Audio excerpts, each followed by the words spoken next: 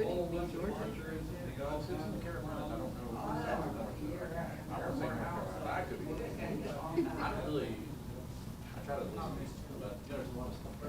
Every now and you can't keep it all in there, right? Yeah, bring so much attention today, just That's right. You see days. Yeah, but even some of those live music, if you could bring your four keys. Yeah, you go through whole church. I know how to do it. I could definitely help you find a 3 or 4 piece something. Yeah. That if it's like swing or jazzy. Well, wait. Yeah, he's gonna change, he's in part of my way. I can do it. I can sing. Bring a fire. It's not just 20. Oh, Not Johnny Cash. Get the program out. They can't. I do. Because I know it's playing, so the camera is all later. No? Okay. So it's like that. No answer. Call to order City of Port Richey City Council meeting Tuesday, February 11th, 2025. I'd like to invite several leaders. Case remain standing for the pledge. So, Father God, we just come to you and we want to ask for wisdom as the stuff that's going to be on the agenda tonight as we seek to discuss with what the city is doing. I thank you for the city and for the wisdom that you've given them to lead and serve your people as we come together to counsel the matter. So I thank you that on redevelopment and land and stuff and the code enforcement and stuff that everything's going to be processed to help the community to grow and to be together, and with the new development and the water and the sewer and everything that we need to make this a great place to work, play, and live and do business. So I thank you for that. In the precious name of Jesus, amen. I pledge. United States of America and to the republic for which it stands, one nation, under God, indivisible, with liberty and justice for all. Mr. Clerk, could I have a roll, please? Mayor John Eric Hoover. Here. Vice Mayor Linda Rodriguez. Here, Councilman David Mueller. Let the record show that Councilman David Mueller is absent from tonight's meeting. Councilman Robert Hubbard. Here. Councilwoman Lisa Burke. Here. City Attorney Nancy Meyer. here. City Manager Matthew Copper. Here. Thank you. First up, we've got 2 sets of minutes. Looking for a motion for the October 22nd, 2024 City Council meetings. City approves. Motion to approve the council minutes from 10/22/25. Second. 24. 24. Oh, Yeah. I'm sorry, it says 25 up there. I'm sorry, yes, Yeah, 24. You got a second? Any first discussion? All in favor, signify by saying aye. Aye. Aye. Opposed? Motion carries. Now look for a motion for November 12th, 2024. Motion to approve council minutes from 11/12/24. Second. Have motion second. First discussion? All in favor, signify by saying aye. Aye. Opposed? Motion carries. Next up, comments from the general public. I do have a few signed up. We'll start with Danny Fields. Welcome. My name's Danny Fields, and my address is 8114 Leo Kidd Avenue there in Port Richey. First thing, I want to thank you once again for your service. I want to thank you that you took a minute of silence for my wife. She was a great woman, and I appreciate everything she poured into my life. She made me a better Christian, a better man, a better a dad and a grandpa, and better for the serving people and serving the community as not only a servant but as a leader. So I see that in you guys too. We know what it is to lose a loved one. We will be having a celebration for my wife at Light of the World Tabernacle 8114. That will be February the 22nd from 11 to 12. You guys are invited. I know we have the bowling stuff coming up from 2 to 4 or 5 or whatever it is. So if you could stop in, that would be great. It's an hour. It's just to talk about what she's done, not only in the community with Somebody Cares, but also standing behind me, supporting me, doing what I do in the community and for our families and for America. And so I thank you for that. And you know, we do have other events come up as well. We got at that same address, Light of the World, on February 19th. At noontime, we're going to have Richard Wilkins. He's going to be in on the 7th, and he's going to be speaking on intercessor prayer, how we pray the Seven Mountains Influence, which is talking about praying for you guys, praying for government, praying for the federal, state, and local government. So, you know, everything to me, it starts with prayer, and God helps us and gives us wisdom and guidance, and you've heard me pray that here with you guys as well. And he helps us, and together we could have a multitude of counselors, is what you do, and we could make the right decisions. Sometimes we got to listen to other people's voices and make votes on it, just like we do in the church. And sometimes, you know, I don't get my vote, and that's okay. And so I thank you guys for that. We will be coming up also at the Oasis Coffee Spot, which is on Little Road, and starting. I'm trying to just not cry here, because I come here and I was like, I'm going to be strong, you know, but it's hard. It's definitely hard, you know, to try to keep your opposer when your heart's broken. And I look at you guys and I appreciate you. So just bear with me. Thank you. Sure. And, you know, like I said, my wife was my great encourager. She, you know, they call me the weeping preacher anyway, so, you know, I kind of mode, but that's okay. That's just who God created me to be.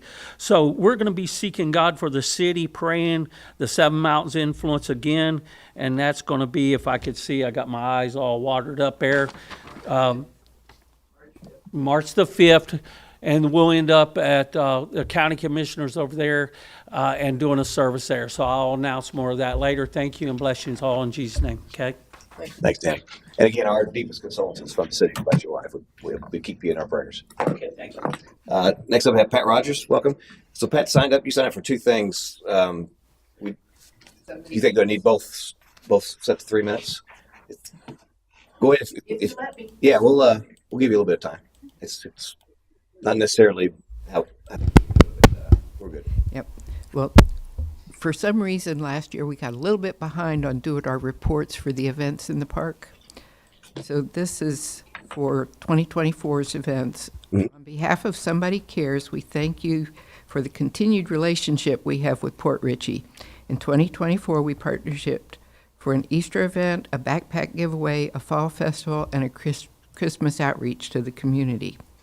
A special thanks to the Port Richey Police Department, the Fire Department, and the Volunteer Fire Department for their time, hats, stickers, candy, and Christmas gifts, their outreach to the children of this community.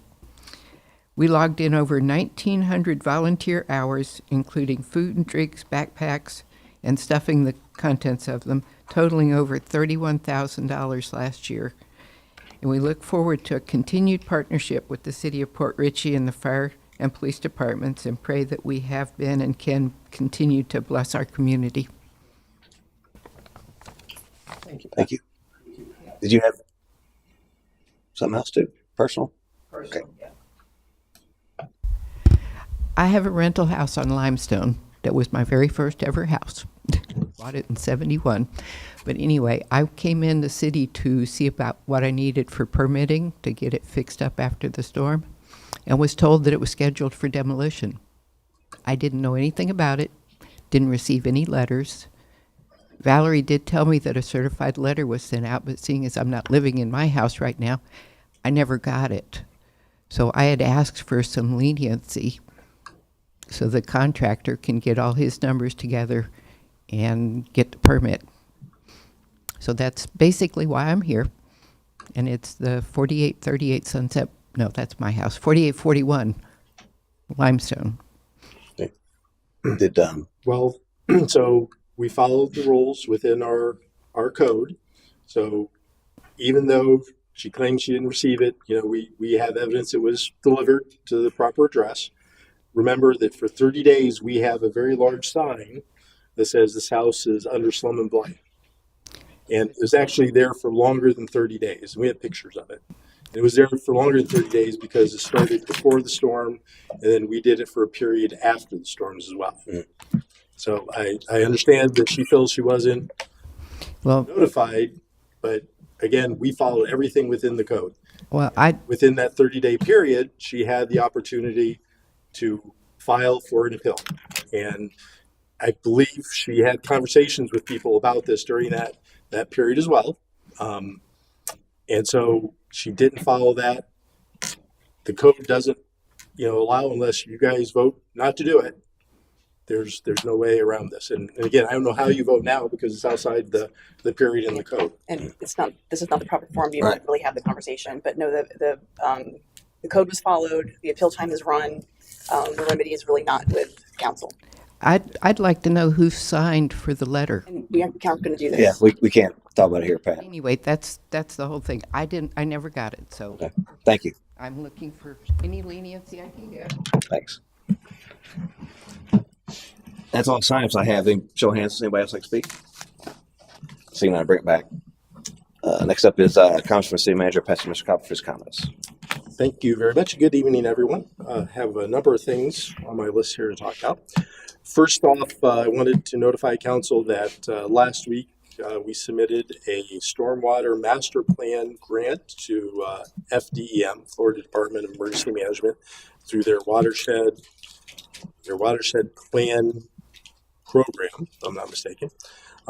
We requested $150,000 of a $200,000 total project. We hope to hear sometime in the very near future whether we're going to be granted that particular grant. And this is going to be the backbone of practically everything we do with stormwater, as well as looking at our resiliency and coastal management efforts going down the road. We had appropriated $50,000 within this year's budget.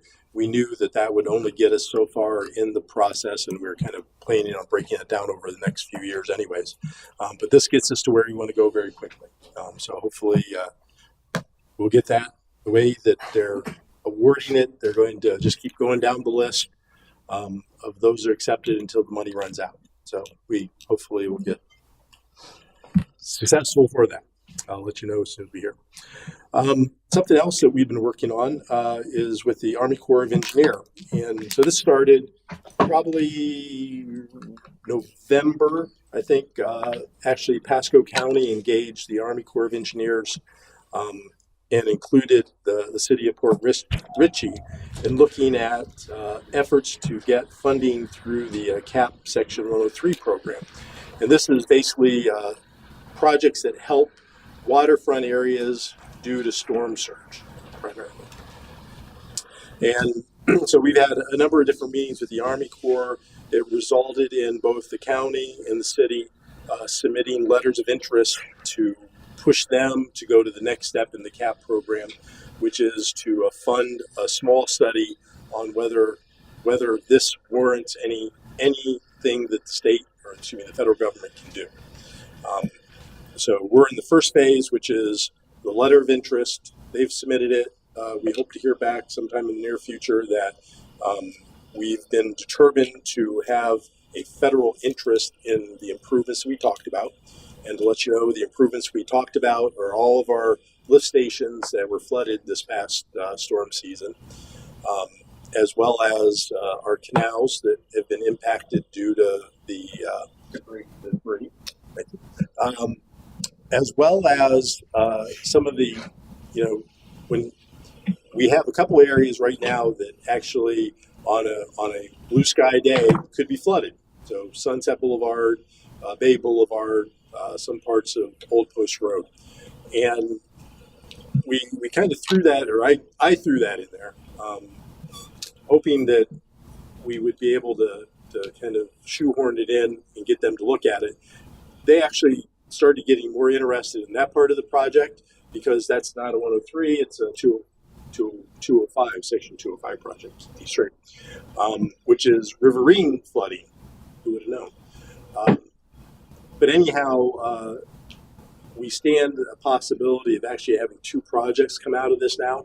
One to address the storm surge issues, which primarily are going to be our fire department and our lift stations, and then the riverine flooding, which really is that blue sky flooding we experience on Sunset Boulevard as well as Bay Boulevard. So we will wait to hear from them. Hopefully, it will warrant their interest, and we'll start a study to see what kind of funding is available for that. Want to let you know that we have met with a developer that's interested in the Kryman property. Kryman property, of course, is they're adjacent to Walmart at the end of Ritchie Drive. This is kind of an interesting issue because it currently is zoned as a PUD, but we can't find what that PUD was, nor can we find what it was zoned prior to the PUD. So it's given us some complexity to get this done. Our workaround is basically they're going to come in and rezone it anyways because we don't know what the PUD was, and what they're looking to put in is about 100 plus fee simple townhomes. I don't have, and I would have provided you a drawing of that, but we don't have that yet. What they've given us needed to be redone. So as soon as I get that, I will share that with you so you can kind of see what they're thinking. How big is the parcel of land again? It's approximately 20 acres. That's what I thought. Yeah. Okay. Now, So that's 20 per acre or so? Or, yeah, they're well within. Well within, They're well within because 18. one of their big issues is they have substantial wetlands on that property, and so if you think of it this way, the property that they're really going to be developing is what's up against the Walmart property and what's up against the Ritchie Drive right away. I mean, that's where their development's really going to be. It's kind of an L shaped along there. Then the rest will be somehow in conservation, but they don't have to deal with that. They are at the point where they're confident that they'll have something submitted to planning and zoning within 90 days. And we asked them that they start that process well before the 90 days because we like to get it through, the internal reviews we need to do. So when they have the package, it's a package that's going to be clean. It's going to go right to planning and hopefully get through that process.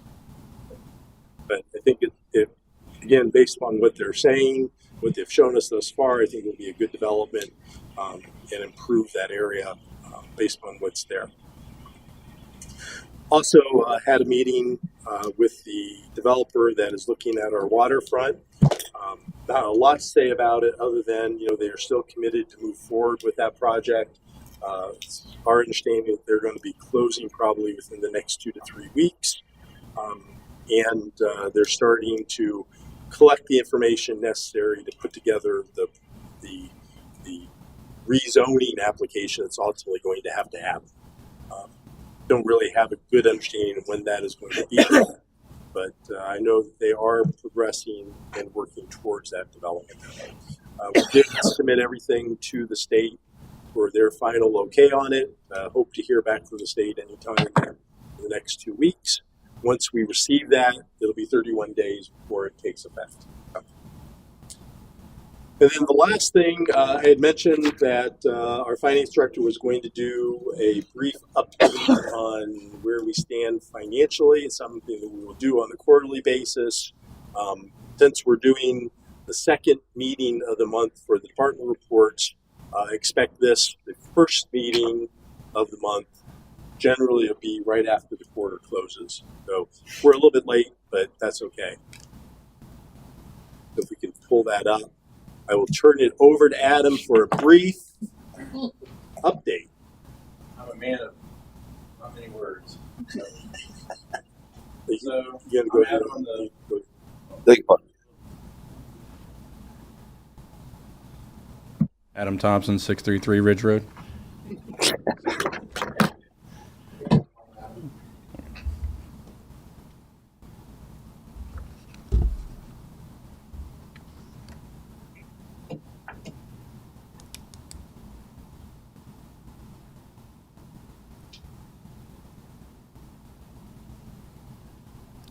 Tell a joke. 3 priests were in a... No? Okay.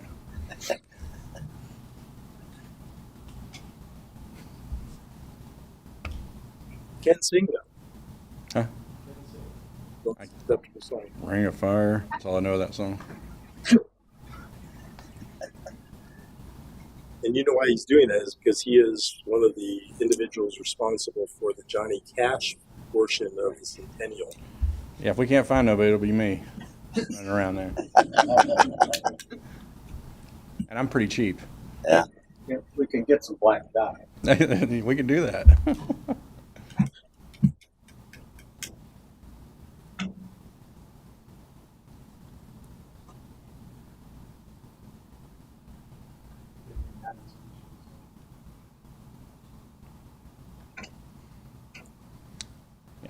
So this is going to be pretty quick. I could stand here and talk for the next 4 hours about money, but I'm going to make this kind of quick. So just an introduction. This is just a quarterly where we're at this moment. I do want to point out that even though this went up to January, we don't really count October because October, all of the revenue and stuff we received for October were always a month behind. So all that got shifted into last fiscal year. So we're working on just 3 months of revenue and of revenue mostly. So just talking about the state of the budget, we're going to talk about storm and disaster relief, what we spent so far and where we're at with that real quick. And then what's new and what's changed in the finance department. It's going to be really, really quick. And then going forward, we have some really good things that are happening over there. So next. So this is our revenue. Can't really, I'll just kind of tell you the red is what we've expended so far in the fiscal year. The green is our appropriated money. And then I want to say that's blue. Blue is how much of the appropriations we still have yet to come. So we are actually in pretty good shape. The red is kind of high in the general fund because you'll see it's in general fund and in the utility fund because we expended a lot of money towards salaries and stuff for the hurricane cleanup and things like that. But where we're at right now, we're actually in pretty decent shape. So when you look ahead at your budgets, there's really not a whole lot I could say that we're going to be loss in. There's no loss right now. I wouldn't say there's a whole lot of goodness coming. We haven't really received any of our state revenue sharing and stuff like that yet, so that'll start coming in the next couple of months. So we'll see that those revenues rise. So the FEMA reimbursement stuff is not on here. Right. No, FEMA reimbursement. We did receive some reimbursement from prior storms in this fiscal year. They're in there in the miscellaneous or in the hurricane fund, but they're not really. Yeah, we haven't received anything from Helene or Milton yet. But you've got it accrued, right? So we'll talk about that if you don't mind when we get to the hurricane stuff because it's a quirky thing. Okay. So, but this is just the revenues. They're kind of on point where we need to be right at this moment. We've gotten a little bit of this, and really all I'm focused on in these things is just the general fund, the CRA fund, the penny for Pasco, utility fund, and stormwater fund. So you can go to the next one. And this is our expenditures. Again, the red is what we've expended so far. The purple is our budgeted, and the blue is what's left out of that budgeted amount that we have yet to spend. And again, you can see a lot of that. I kind of got ahead of myself the first one. A lot of that is just our salaries and stuff that's in there. That's going to. Can I stop you there? Yeah. So the red and the blue add together, and that's our total expected. The total purple is the total annual budget. That's our appropriated funds in that. Budget. Correct. Mm-hmm. But red is what we've incurred to date, or received to date, or booked to date. Yeah. With this, yeah, it's what we've booked to date. And that blue bar would really be stacked on top of that. So. Yeah. And actually, you're just forcing that to the total, right? Yeah. Okay. Yeah. So, and again, you can see the CRA, we received the funds from the county. We moved our money over. So at this point, I wouldn't be too on any one of these funds, be like, oh gosh, we got to cut. Even though we do know that there's money from the hurricane that we've expended, and once we receive some of that funds back from FEMA, we'll cover those overages. So you can go to the next one. Yeah, because I guess the general fund and utility fund were the halfway point in expense, right? But we still got. Yeah, so we've only received 3 months of revenue, but we've had 4 months of expenditures in there, and really a whole lot of that in October, November, and a little bit in December. So our hurricane cleanup, just kind of give you a heads up on that. So we've pretty much paid most of our bills. So this year, out of the general fund, we've expended so far about $139,000 in hurricane cleanup that we've passed on to FEMA that we've done, and in the utility fund, not to mention the POs that we provided before from out of the previous fiscal year, we've expended about $730,000 in this fiscal year, and that for hurricane cleanup. With that, we'll talk about what we've done is we've turned our, or working on turning our money over, or all of our expenses over for the hurricane. We've asked for expedited $1 million to be expended back to us. As far as I know, I don't know if that's been approved yet or not. So we just did the final send in of everything. So we should be getting word back. So in the expedited, we would get right now, whatever right now means to the federal government, about 560,000, I think. Okay. Which is approximately 50% of what our total expedited project would be. Yeah. And the expedited project is really only the debris management side of this, not the work with the lift stations and all those other things we did. Yeah, we still have outstanding in the utility department about roughly about $240,000 in POs that we created for the lift stations and things like that. That's all included in that total of the 730 minus what we've spent out last year. So yeah, so the 500,000 we had asked for $1 million, but I guess 500,000 seems. Yeah, the expedited process is designed that they'll give you 50%, and then they'll do the final review of everything you submitted, and then as long as everything meets their standard, they'll give you the rest. We're generally, my thought of expedited means like earlier on they would have gotten us the money, but the reality is that we've been done now since mid December, I guess. So they got everything from us, and they've reviewed everything. So we should be in pretty good shape of getting the other half of that as well. But again, who's to say? Yeah, so I want to say we were right at that $1 million mark when we added up all of our. Almost 1.2 million. Yeah, so it was quite a bit, and as y'all know, we took out $500,000 each out of our investment account to kind of cover that. So we'd be deeper in a hole had we not done that right now. So, but we'll get that back, and then you guys can decide what y'all want to do with that. We can either cover the overages and the salaries and other things that we expended, or put it back in the investment account. That's up to you guys. And I think one of the things might be more after the second quarter, the fiscal second quarter, is we'll be coming back with a budget amendment to account for it, because what we don't want to do is punish this year if we don't have to. And right now we're punishing this year because if you look at especially the overtime, we have a lot of overtime that's been spent in public works and water, sewer, utilities because of the work from the storms that wasn't accounted for in the budget when we put the budget together. And those are all going to be expected to be reimbursed at some point from FEMA. So what we'll come back with is, by then we should have everything submitted. So we should be well on the way of knowing we're going to be getting that money. We'll do an increase in the revenue, from the federal government grants, and then we'll increase, in the expenditure side for that. So it kind of wipes it out so it doesn't impact what we should be doing on a regular basis.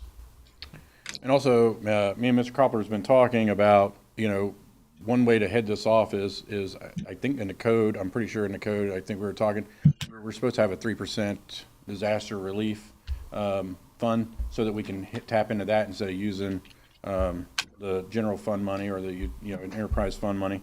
So I think going forward, when we do that budget amendment, we may start with that, but also in next budget season or cycle, we'll add to it. Not maybe 3%, but maybe a little bit more if we can handle that, because I think it's really important to have that there, and we don't have to come to you guys and say, hey, can we borrow from the investment account? We have those monies to do what we got to do with it, and it'll also cover that overtime and stuff like that.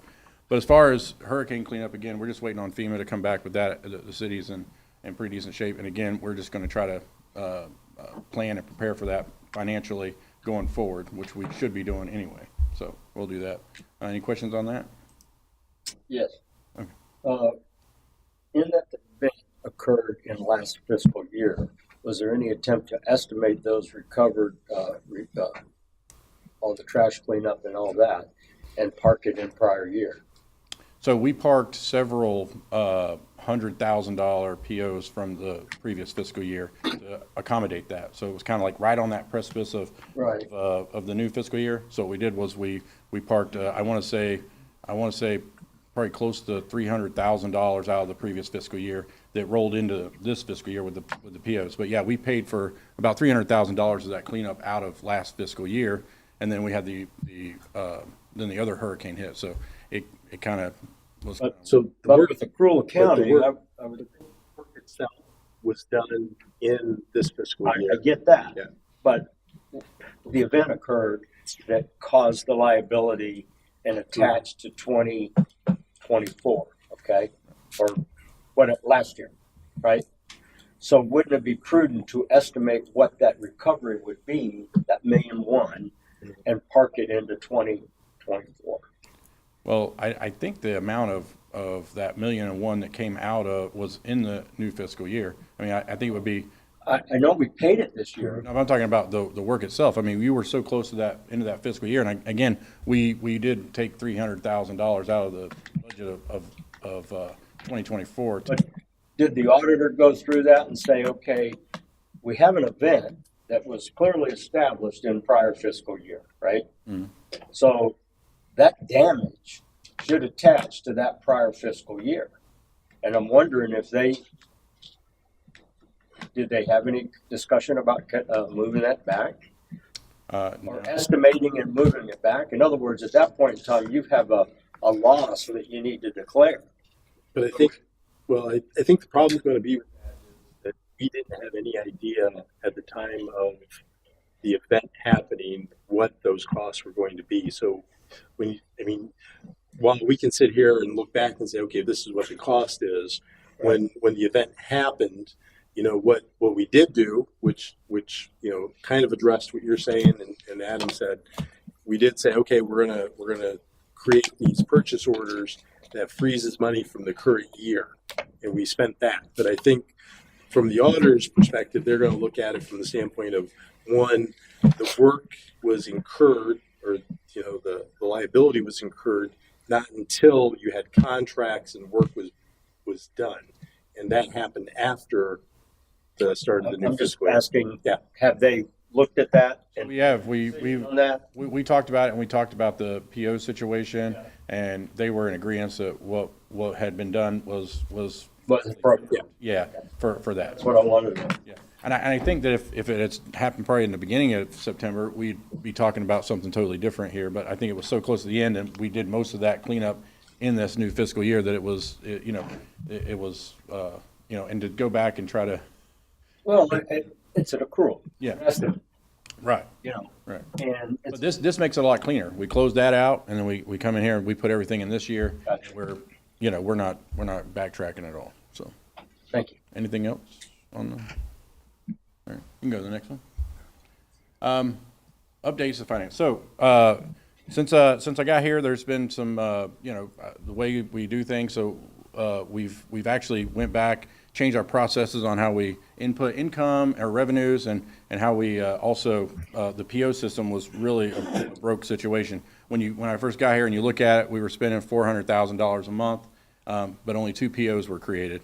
So what we've done is we've talked to Mr. Koppler and things like that. We've decided, hey, POs have to be done. It's a state statute. It's what we should have been doing. I don't know why we got away from that. So now we're PO hungry now. So everything has a PO to it. We have these open POs and things like that we're really doing. Our only issue with that is our system is so antiquated. It's really hard. So like the POs that I made in 24 that we're trying to attach some of this to, we can't really attach anything to it. We have to go in and lower those POs, create a new PO, and kind of break it out that way. So I can't attach clean up debris to one PO and then, what we bought and whatever. So it's been very, very difficult. So we are looking to upgrade that, but we have that. Also, our revenue, we were doing revenue vouchers. So all you're doing is just you're going into the system and putting in a, $800,000 ad valorem tax with everything else. So all you see is that $800,000 not broken down. We actually have a system we pay for that allows us to go in there. It's called, we go in there and we make batches. And I go in there every month and I put in ad valorem and I put in, penny for Pasco money. So it's broken down so that whenever you look at it now, it's not going to just say revenue voucher 800,000. When you pull it, you can actually see what was actually incurred in that month and in that batch or whatever. So those things are making it cleaner. When I first got here, reconciling the bank accounts, I could never get it down to zero. You're talking 80,000, 100,000 that you can attribute to certain things. But the way we're doing journal vouchers was also absolutely crazy. When you have a $400,000 journal, or not 400,000, but $280,000 for payroll, and trying to cipher what's been paid out of that is very difficult. So right now, like I balanced yesterday, I'm only about, I'm still at 23,000 versus 100,000 I've been for the last 3 months, and we can attribute that. I can actually go back and find that 23,000 into some payroll liabilities that haven't been paid yet. So we're on the right track of making sure that our money is being tracked and spent responsibly with these new items. So it's getting better. It really is. You go to the next one.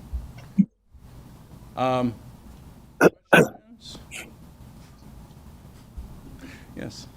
I like what you're doing here, Adam. And I think, you're getting a handle on some of this stuff. You had a revenue and expenditure slide. I'm thinking ultimately we're just squeezing the number so that we balance back to the budget, because that's what you're authorized to spend, right? Right. But at the end of the day, we know it lands somewhere else.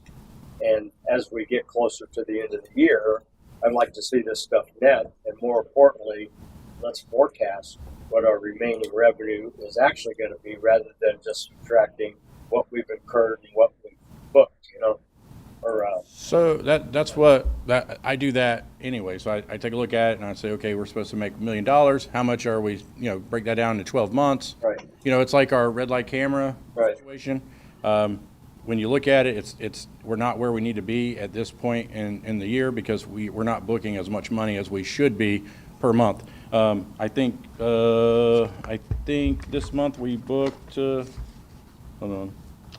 I think it was like $132,000, $136,000, and I think that's pretty good. it is pretty good, and it's actually one of the highest since I've been here. But the thing is to get where our budget needs to be, we need to be a couple $1,000s more than that.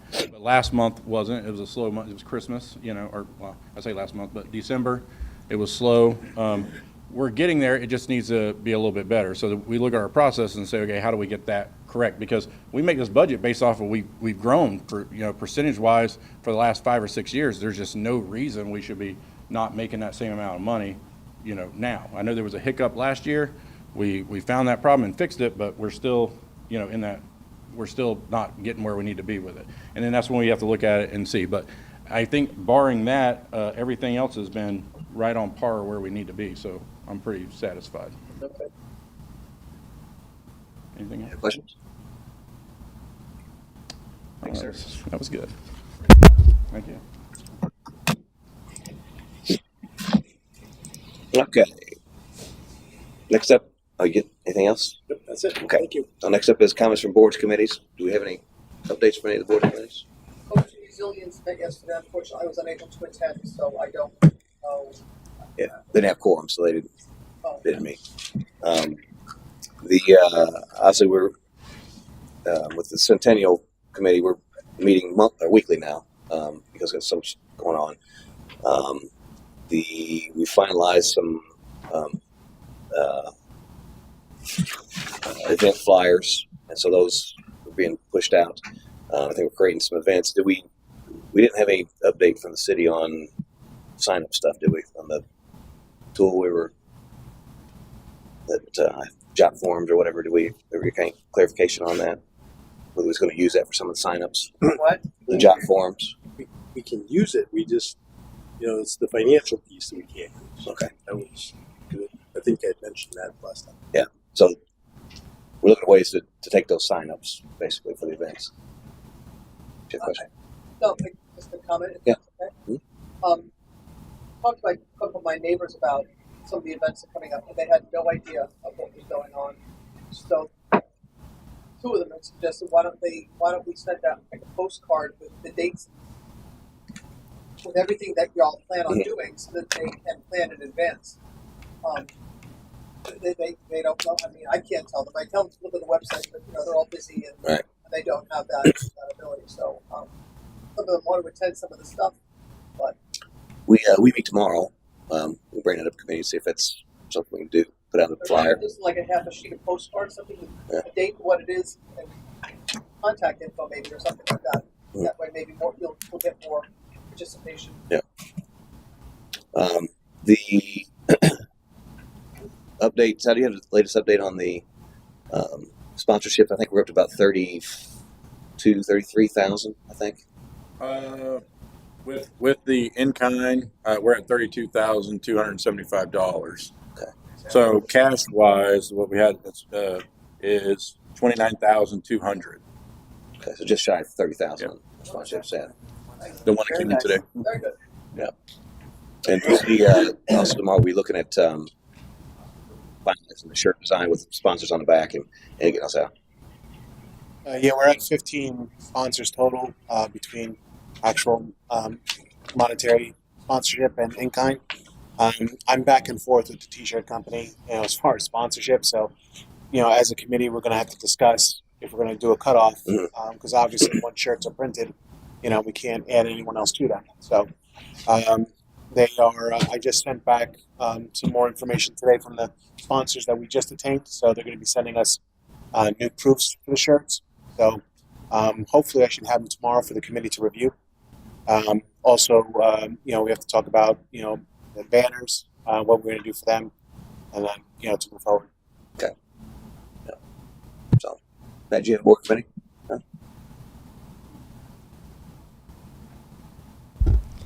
Pat Rogers, 4838 Sunset Boulevard. As the chairman of the Board of Adjustments, I think we missed a meeting last year where we needed to appoint a new chairman or reappoint me because of the storm. Things got a little crazy. And so I would just request that we get a meeting scheduled sometime for the existing board so we can at least stay on top of what we need to do. Yeah. Okay. Who sets that? That you? Or making up for Ashley to set up board of adjustment meeting? I'll make it over. Cool. Thank you. Anything else? Board committees? Okay, moving to consent agenda. No, moving to the Tampa Bay Regional Oh. City Council meeting that Matt and I attended yesterday. They had a lot of good information on impacts from Debbie, Helene, and Milton. We captured that information. They've got staff that are able to help facilitate some of our concerns, and potentially our development services group will reach out to them and work with them. But they are having a summit on May 15th and 16th that I've discussed with Carl and that committee, and potentially having some of our council attend that. I think we get one seat as a member of the council, one person can go. But the kinds of topics that they're talking about, especially with the floods and the damage from the storm and coastal resiliency, I think it would benefit all of us to look at really attending and really learning at it. Have people from staff, people from council, and people from that resiliency committee attend and try to make some contacts and get some information. And it would be very useful for some of the flood damage that's been going on in the communities south of us.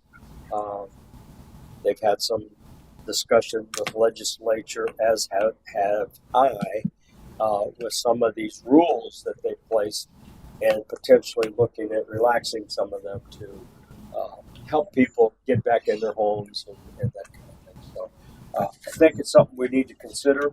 And I think it's 400 a person to go.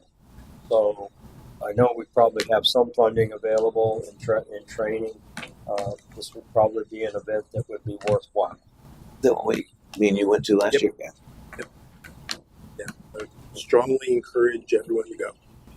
You have those 2 days, or even just the first day. I think really the second day, most of the second day is taken up by their resiliency awards that they do. but the first day there was a lot of good information. I think that was applicable to things that we've been talking about and will be talking about. So I think if you're available for one or two of those days, let me know. We'll get you signed up. It's in Tampa, right? No, Nope, it's rain. Range this time. No, it's in Palmetto. Palmetto. Palmetto. What's the dates again? 15th and 16th of May. May. And that's not that bad of a drive from here. It's probably an hour and a half. You say Palmetto? Palmetto, yeah. And it's at the Palmetto Marriott Resort on 41. Thursday, 8 a.m. to 5 p.m. Friday, 8 a.m. to 2:30. Anything else? Good. Okay. Next up, consent agenda for motion. Motion to approve the consent agenda for February 11th. Second. Motion second. Further discussion? Did we approve the minutes already? Yeah. Yes. Okay. Any further discussion? No. Any public comment? Seeing none, bring it back for a vote. All in favor, signify by saying aye. Opposed? Motion carries. Next up, we have two public hearings. And they both align with each other. Obviously, one is the future land use map, and then the rezoning of that parcel. So I'll open up the public hearing now. We don't have any staff to present or anything, right? We want to let the record be clear that this is already heard. Right. Yeah, so we heard this at our last meeting, at first reading. And- And so I don't think Tammy's on, right? So nothing from staff that we need to add. Anything from the applicant? Okay. Any public comment? Okay. So now I'll close the public hearing, and I'll have Nancy read by title item number 3. Okay, ordinance 25709, an ordinance of the City Council of the City of Port Richey, Florida, amending the comprehensive plan future land use map to redesignate parcel ID 32251602800110000200, parcel ID 32251602800110000230, and parcel ID 32251602800110000231, containing 0.98 acres more or less from residential to commercial mixed use, and providing for an effective date. Okay. I'll open up for a motion and a discussion. Motion to approve ordinance 25709. Second. Okay. Motion is second. Any further discussion? Seeing none, put to a vote. All in favor, signify by saying aye. Opposed? Motion carries. And next up, item number 4, if you read by title. Ordinance 25710, an ordinance of the City Council of the City of Port Richey, Florida, amending the official zoning map to redesignate parcel ID 32251602800110000200, parcel ID 32251602800110000230, and parcel ID 32251602800110000231, containing 0.98 acres more or less from R2 two-family residential to C3 general commercial, and providing for an effective date. Yeah. And just to clarify, this is without restriction, correct? Correct. Yes. Yep. So open up the floor, motion and a discussion. I just have a discussion where, the first line, whereas, Yes.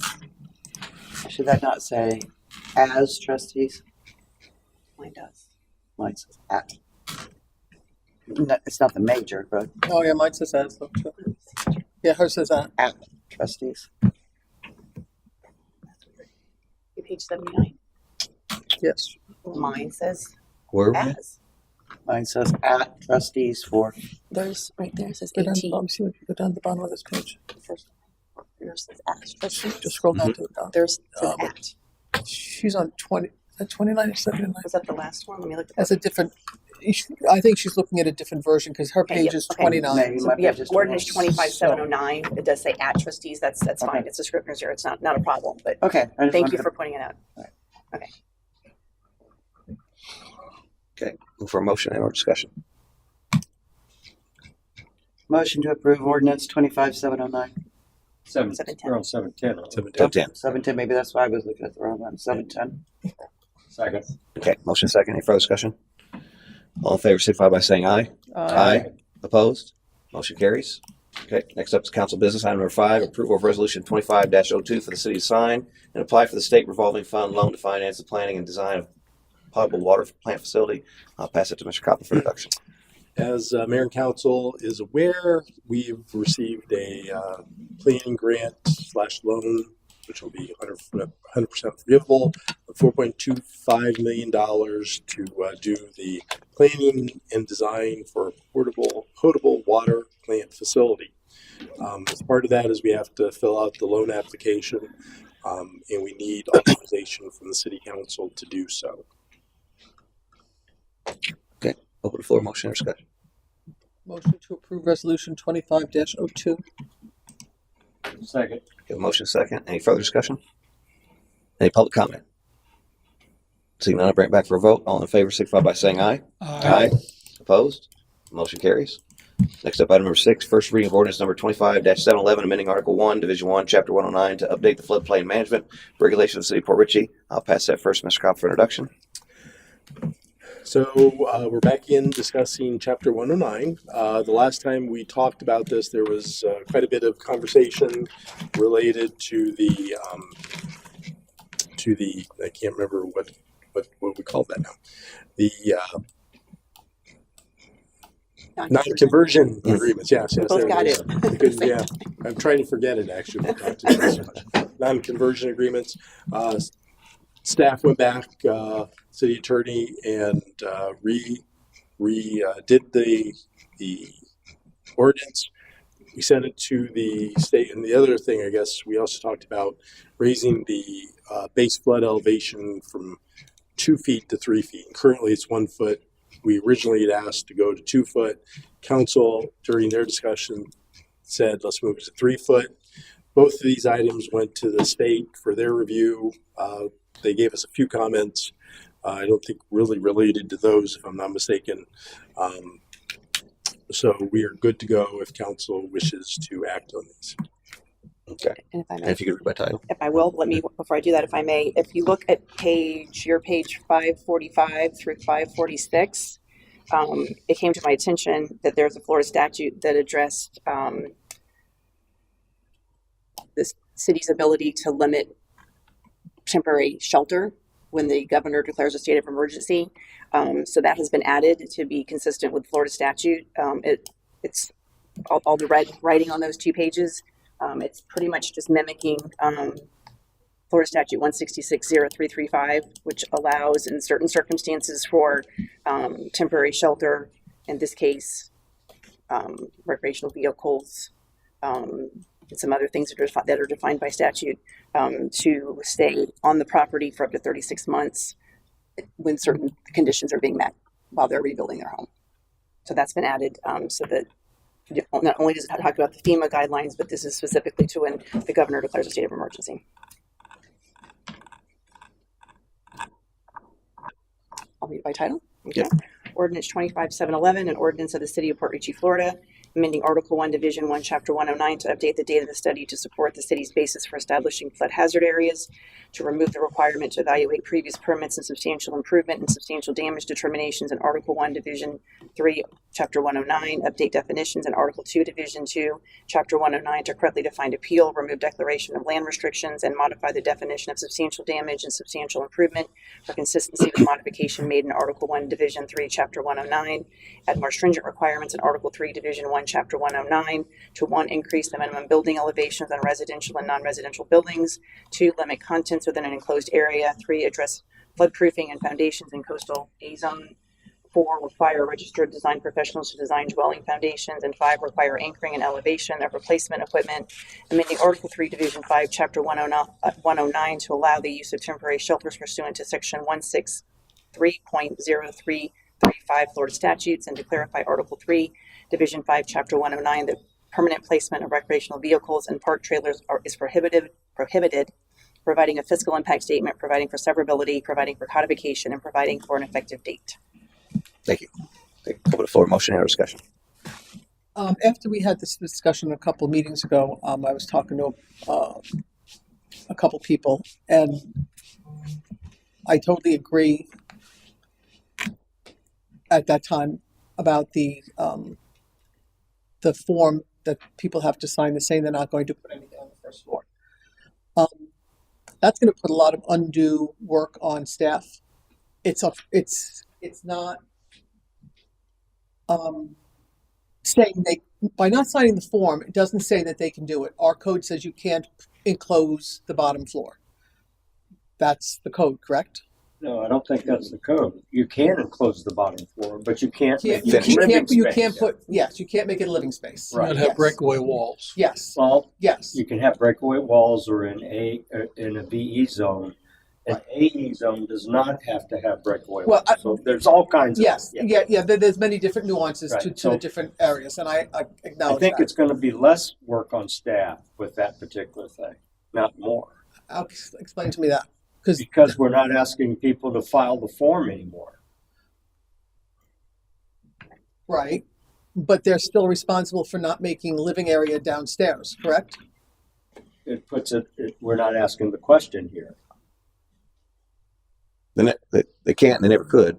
Yeah, Right, they never could. The Correct. only thing that changes is that we're not going to force them to sign a document that says they won't. To do additional work, they were forcing people to sign that document and register it with the county Correct. as a deed restriction, limiting, And that was done because of why? because it was in our code that we had it. We're taking it out of our code. But was it a state recommendation or what? It was one of the things recommended to help with your rating. To help with the rating, and who recommended that?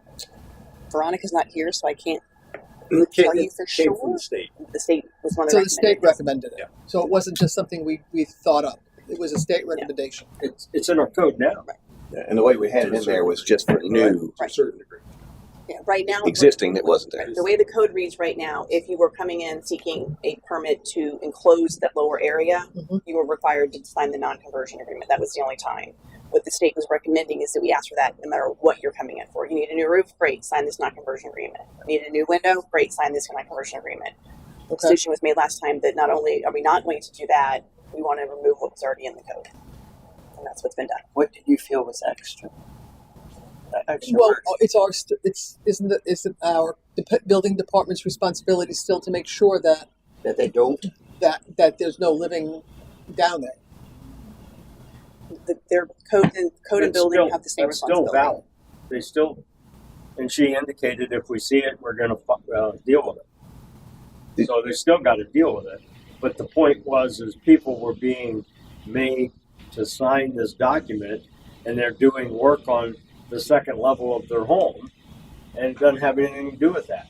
Predominantly, that document was required when you build a new property and an elevated property, and you say that you're not going to do that. We have not been collecting that all. No, this I know time. that we weren't doing it until the hurricane when the state recommended it. Right, I acknowledge. I recognize that. And I thought they were used, from what I remember Veronica saying, was an educational piece that they like saying that they were told about it. Whether you did it or not Right. after the fact is a say a moot point. You know, I mean, it's still going to happen. If you're going to do it, you're going to do it. It was showing the state that we educated them that they're not supposed to. That is the state law. I don't know. It's just I don't want to lose our rating. I certainly don't want people to lose their insurance and all of Port Richey not to be able to. I know there are many other things that will play into that. That's just one piece of a large puzzle, and I understand that. I just don't want people to not be able to get insurance and buy and sell homes in Port Richey. No. I'm just a little for an educational piece of paper. Well, there's no benefit at all to the resident to sign this agreement. It puts additional teeth behind what's already there, and it's just something else above and beyond. Like it can't do it anyway, and it just attaches to the property, and I guess probably puts more teeth behind that actual action. There probably is some points associated with it, but again, I don't know what they are. Well, there is points associated with it. I don't know what they were. I The mean, rating, I don't know what. I don't Yeah. remember either. So. but it's Okay, I was just concerned. I don't want anybody to not be able to buy or sell a home or get insurance for their homes in the future. I mean, we're not making this for right now. We're making this for the next 20, 30, 40 years. So, I'm looking forward. And I don't want anybody to get in trouble. Not in trouble, like financial trouble. Well, the fact that we're raising the freeboard 2 feet also is going in a positive direction. So I the agree. point being is we are intensely aware of things that are going to impact our community rating system, right? So I think this series of hurricanes has basically made it very apparent that we need to, one, do a better job, and two, we've taken steps to move in that direction. And I believe, I don't think we're in a case in a jeopardy scenario because we are making progress. And I think that's what they want to see. And, you know, FEMA might not even be around next week. I know. And I know. maybe they'll be pushing that back to the states where it needs to go, and things can happen in a different manner, and maybe faster, better, cheaper, right? So that's what I'm hoping. I'll just warn you on this, that the responsibility for this stuff is with FDEM, FU. Florida Department of Emergency Management. Oh, okay. So unless they change, you're not, even if FEMA changes, you're not going to see a substantial difference in the way that the floodplain is. Yeah. So unless the state of Florida changes, which we talked about. So is there a motion? Motion to approve ordinance 25-711. Second. Okay, motion second. Any further discussion? Any public comment? Seeing none, bring it back for a vote. All in favor, signify by saying aye. Opposed? No. The motion carries. And next up, item number 7, first reading of ordinance number 25-712, amending Articles 1, 2, and 5 of Chapter 10 of the City of Port Richey Codified Codes. I'll pass it to Mr. Cobb for introduction. So this is the companion chapter of the code related to floodplain management. Before this, a lot of these items were actually codified in the Chapter 10. And so one of the changes that FDM had recommended is that we put all the floodplain management information into one chapter. And so what you're seeing with this is effectively removing those things that are related to what we put in Chapter 9 from Chapter 10. Yeah, I'll pass it to Nancy for reading. And if I may, before I read, I'll let you, on your page 616, section 10-397,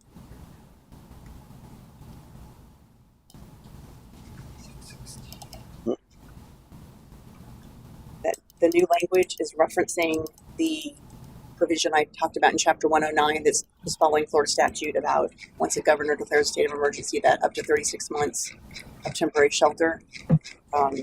This needs to be referenced in Chapter 10 also, because it talks about recreational vehicles. So in certain circumstances, they can stay longer than what's listed in Chapter 10. Okay.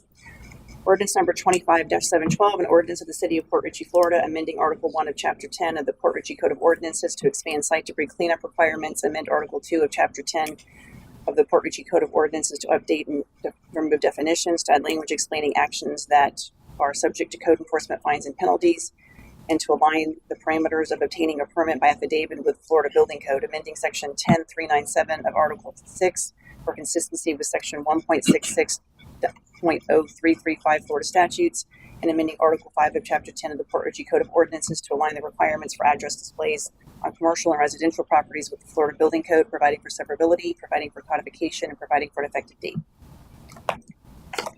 Okay. Open up the motion and discussion. Yes. On page number 606, there's a section in there about boats, docks, pilings, and talks about building within a third of the canal on each side, but less than 10 feet from the center line. There was some discussion a while back that I believe it was Mike, the Coast Guard guy, Mike Garrett, mentioned that 1/3 is not a really true number, and we probably need to get clarification on that. But I think there's a side process going on. I'll just say, if I could jump in, though, I didn't want to interrupt you, but I am currently working with Carl and your new building official to work on that issue, along with our seawall issue and some other things are all connected.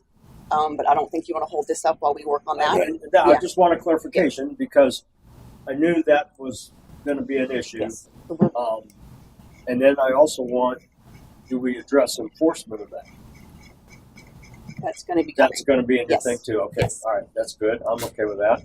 And then the other part was this thing on the address displays on page 608. Moving from 3-inch numbers on your mailbox to 4-inch numbers on your mailbox. Is that going to be, are people with 3-inch numbers going to be grandfathered in? Moving forward.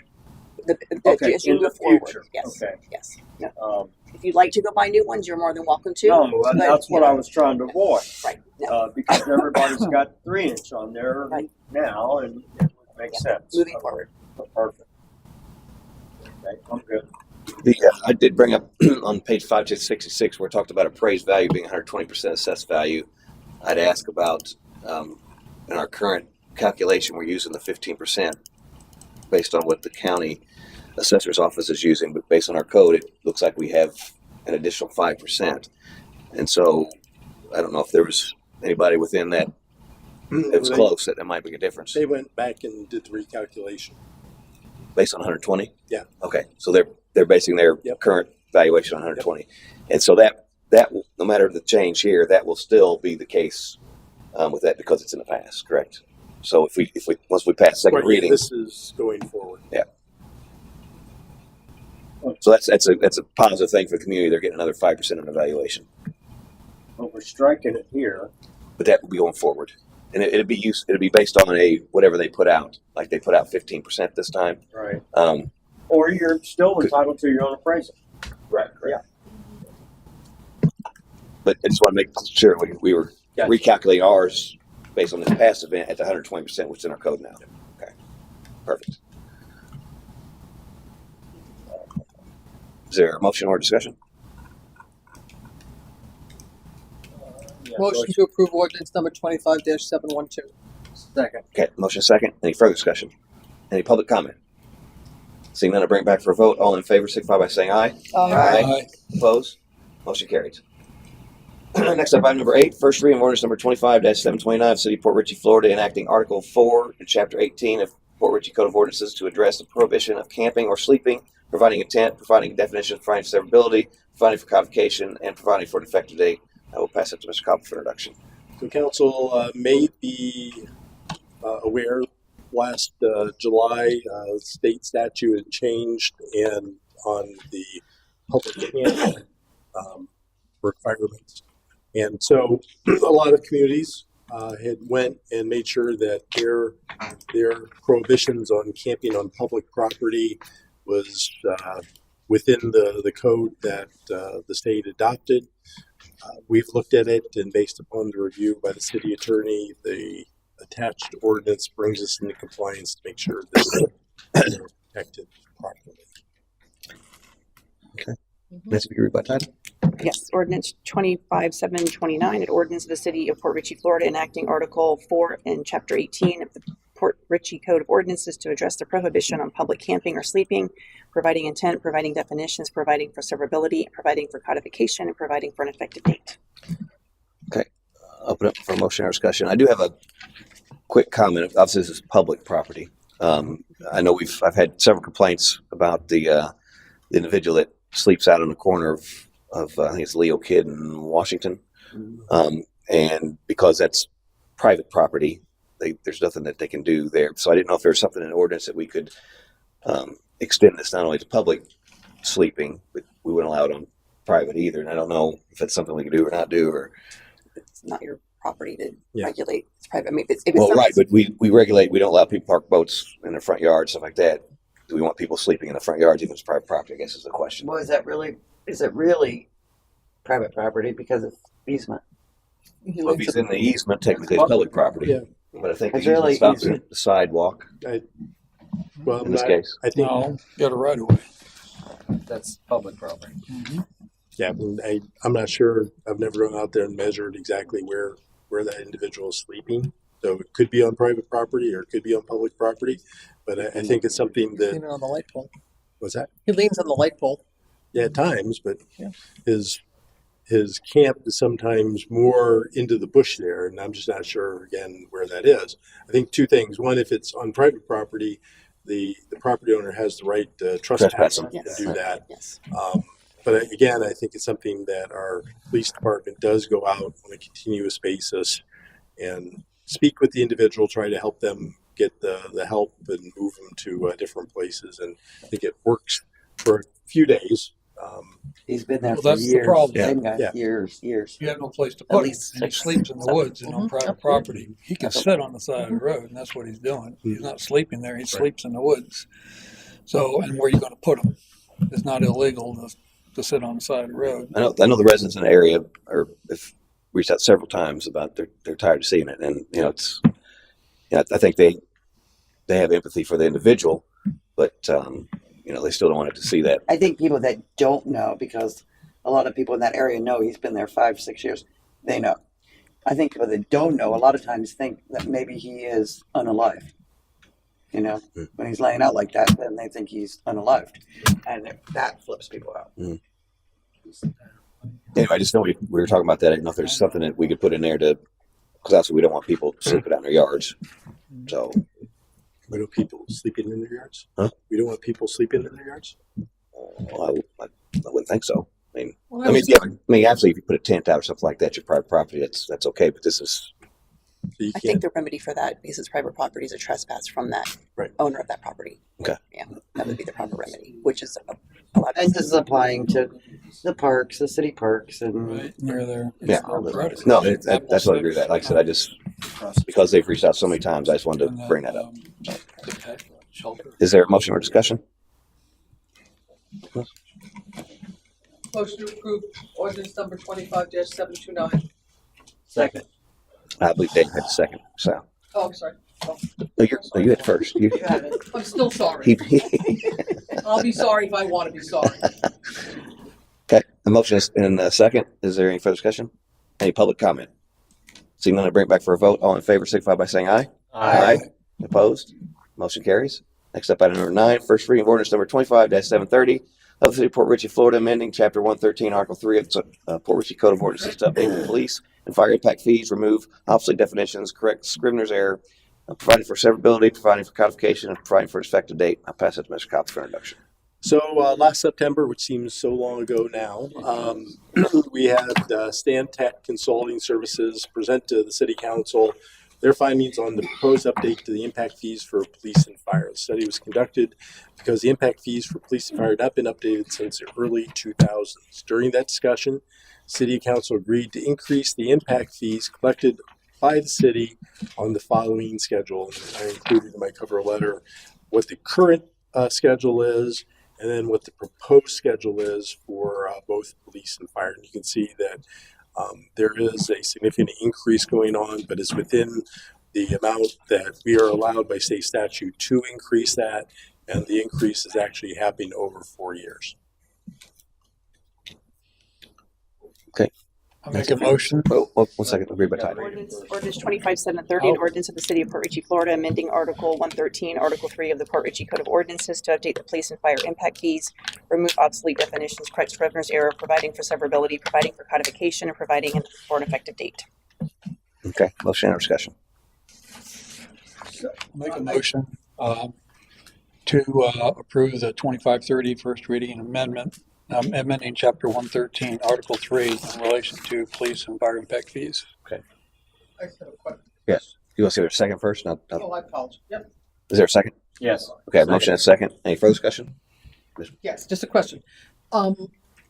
Proposed schedule for fire police per unit. So if you're building 5 units, it's going to be your fee $212 per unit. If you're building 1,000 units, it's $212 per 1,000 For for every 1,000, right? I mean, I just want to make sure that people are aware. Okay, thank you. Yeah. So on the same line, so it seems like the single family homes are the most expensive. What's the rationale? I guess it's been like that, so it must be a rationale behind it. I'm just curious why multifamily would be cheaper. Is it because they're all in the same place? Well, it's I guess when you look at it from the standpoint of each of these different, so when you go to multifamily mobile home, commercial, residential, you're getting smaller units than a home. So the thought is that a house may have 5 people in it. Multifamily generally has less than the number of people. So the impact that you're having is going to be greater with a single family home than an individual unit on a development, right? So if you're doing 100, you're more likely to have 100 multifamily units than you are 100 single family homes. And these are that's per unit. Right. Yeah. So that makes sense, I guess. Yeah. So if it's in the case, let's say it's a duplex, that multifamily would be 67 times 2. So it would be higher than a single family. I got you. Okay. So I got a motion second. Any further discussion? Any public comment? Seeing none, I'll bring it back for a vote. All in favor, signify by saying aye. Aye. Opposed? Motion carries. Next up is item number 10, first read of ordinance number 25-731 of the City of Port Richey, Florida, amending Chapter 113, Article 2 of the Port Richey Code of Ordinances to rename the new development's fair share contribution for road improvements to transportation impact fee, replace calculation of the fair share formula with a transportation impact fee schedule, increase the transportation impact fees, providing for severability, providing for codification, and providing for an effective date. Pass it to Mr. Copley for introduction. So this is a little bit more complicated because right now within our code, we don't call it a transportation impact fee. We call it a fair share fee. And they are 2 different animals according to the state. So what we're doing is we are changing what we do related to the fair share and turning it into a transportation impact fee. So the changes replace the previous fair share formula with a fixed impact fee schedule and increases the transportation impact fees. The amendments are based on a 2024 study by Stantec Consulting Services, Inc., which recommended these updates to ensure new development contributes equitably to road infrastructure costs. The ordinance also clarifies that transportation impact fees will apply to all new land developments that generate traffic and will be used exclusively for road network improvements, including new lanes, traffic signals, and right-of-way acquisitions. The ordinance also established rules for fee collection, impact assessment, and refund eligibility if funds remain unused after a specific period. And again, all that lines up with what state statute says we have to do when we create these impact fees. This process is a little bit more lengthy or a little bit more work than the police and fire. We will be establishing what the fees are in a separate resolution. And I don't know if the timing is during the second reading. Yes, right after the second So reading. the second reading, we'll be bringing forward that resolution that then lays out what the costs are. And we've included in your packet what those proposed costs are, again, based upon what Stantec did during their study. And that actually got left out of the packet, so you have a printout of what the resolution's in your packet. I'm sorry, the Exhibit A that shows the numbers was left out of the packet. Then those are the numbers from Stantec. It's just in a Exhibit A chart. So this is their example, this isn't what we Their plan on numbers. going. This is We their haven't numbers. made a determination. Well, that will be This is what it. goes with the Oh, resolution. this is, okay. Yeah, it just- And that's, again, based upon Stantec's study of what our fee should be. So I do have a question looking at this, along the lines of what Eric was saying. The single family home, the current fee is $763, 87 cents. Multifamily is $367 and 76 cents, and the mobile home is $576 and 75 cents. So I'm kind of 3 totally different fees, and it continues throughout the projection up to 2028. But why would a multifamily or a single family be different from a mobile home? Because it's still so significant. Because usually mobile homes aren't, I'm sorry to interrupt, but No, they aren't as, generally as much living space, probably. well, you could have you could have a 1,000-foot single family home as well as Yes. single family. I mean, I guess they're all driving a vehicle, right, or two, Yeah. or whatever. Maybe there's more vehicles driven in a single-family home than there is a mobile home. That'd be my guess. I believe they base these Oh, that's this right, 'cause it analysis goes back on to transport. with transportation studies. Oh. So my guess is the transportation studies would show A mobile home is single not fa- a permanent structure. a single family home. Yep.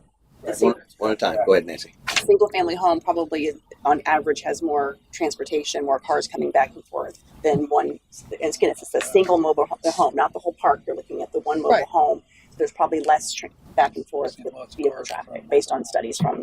They don't make them as transportation studies. That's what they base it on. So it's. That's why I was study. asking, because I Yeah. mean, like, a normal household, single-family dwelling has 2 adults and children that usually don't drive until for a while, and Right. mobile home have 2 adults, a husband and, 2 people, and things. So that's why I was just curious. I was trying to compare apples to apples, and it just doesn't seem to compare I will get in you. price. I will get you that Do you specific understand answer. what I'm trying to ask? No, I understand. And- I understand the multifamily, you have multiple people and stuff, I get that. Yeah. So, but a mobile home and a single dwelling to me is very similar in, Well, I will say that typically this fee structure is same everywhere. Where you see single I family understand. homes are going to be charged higher than multifamily. Just I think generally the concept is that part of it is the number of trips that you would expect from that single family home, kind of going back to the thought that you generally have more cars in a single family home. In apartments, because again, when they're talking multifamily, they're really not talking about your duplexes. They're talking about your complexes. I wasn't talking about the multifamily, I was really comparing the single family to a mobile home unit. Yeah. But then a whole warehouse is 65, which probably has A whole lot 100 more, people working. but that's per 1,000 square feet, correct? Yeah. Yes. So if it's 10,000 square feet, it's $65 times 10,000. So I Yeah, don't so have it's I don't still- have that specific answer. Yeah, but I the will definitely multifamily have I that get, I for understand the next multifamily, that I understand. I was trying to compare single family to mobile home. one. Okay. Right. But this is pretty much a standard calculation. that Yeah. they- Well, I just was curious, I just, From the for my consultant. knowledge, I just interesting, wanted to know yes. why. Yes. And I would Based- say. Based upon the facts and circumstances of our situation. And this is their recommendation. And I have no problem with that, I'm just trying to educate myself as to why they have two different fees. Sometimes it don't make sense. I'm sure they can explain it. I was just going to say that yes, it's a recommendation from our consultant, and per statute, we aren't making up our own numbers. We can't. No, I have no problem with that. Okay. So motion to approve 25-731. Second. I got Lisa for the second. Any further discussion? Any public comment? Seeing none, I bring it back for a vote. All in favor, signify by saying aye. Aye. Opposed? Motion carries. Final council business is item number 11, purchase request, firework display for 5/8/2025 Centennial Celebration. I'll pass it to Mr. Cobb for introduction.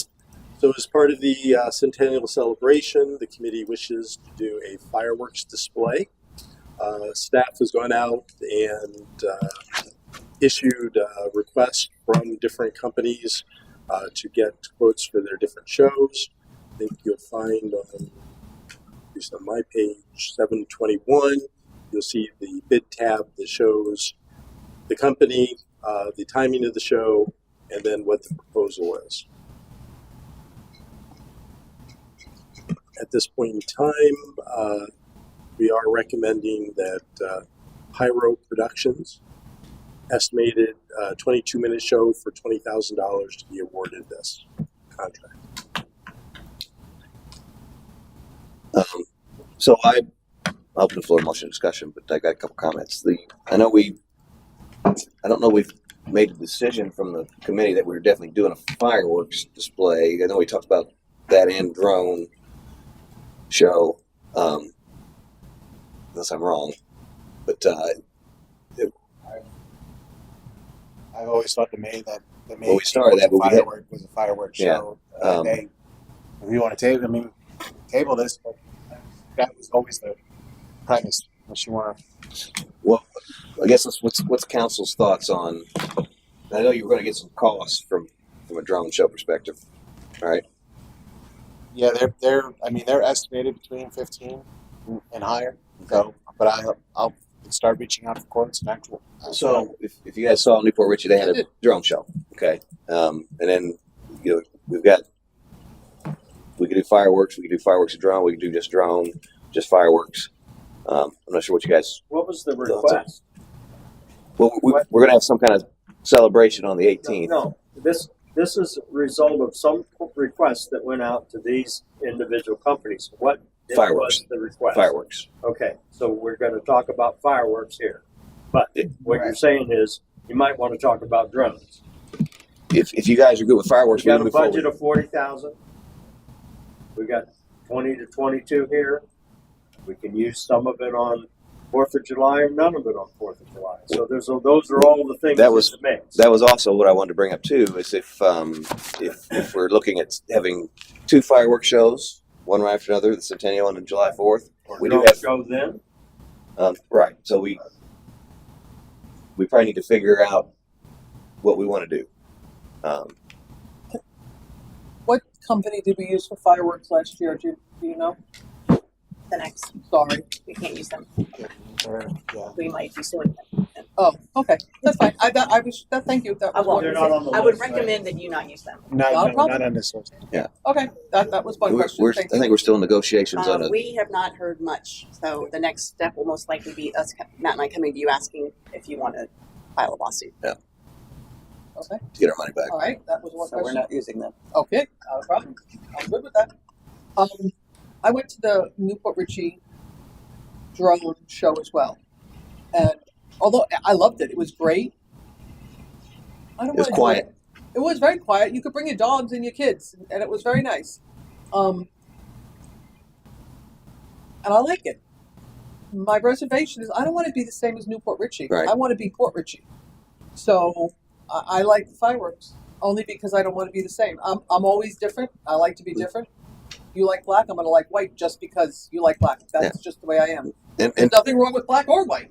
Right. And it was a very nice show. Yeah. But I don't want to do the same as, they had a mayor's ball and we're having a mayor's ball. And I just don't want to do everything the Sure. same as them. So I'd like to stand out a little bit. And the kids like the fireworks. yeah, and I'm okay with fireworks. So I that's, just that's my 2 cents. and I'm totally in agreement with that. I just want to make sure that there is other options. Yeah. The thing about drone, there's some advantages. Obviously, is you can bring your dogs and stuff like that mhm. and Yeah. whatnot. It's not that big a deal. I always kind of thought if we could do something, maybe a hybrid of both. But the nice thing about drones is you can customize what you're seeing. Yeah, You it can was do nice. that with a little bit with fireworks as well, but not like you can with drones. So I just want to make sure you guys were aware of that. We're good with whatever, really. Yeah, I can open public comment in just a second once it's time. That was all I had.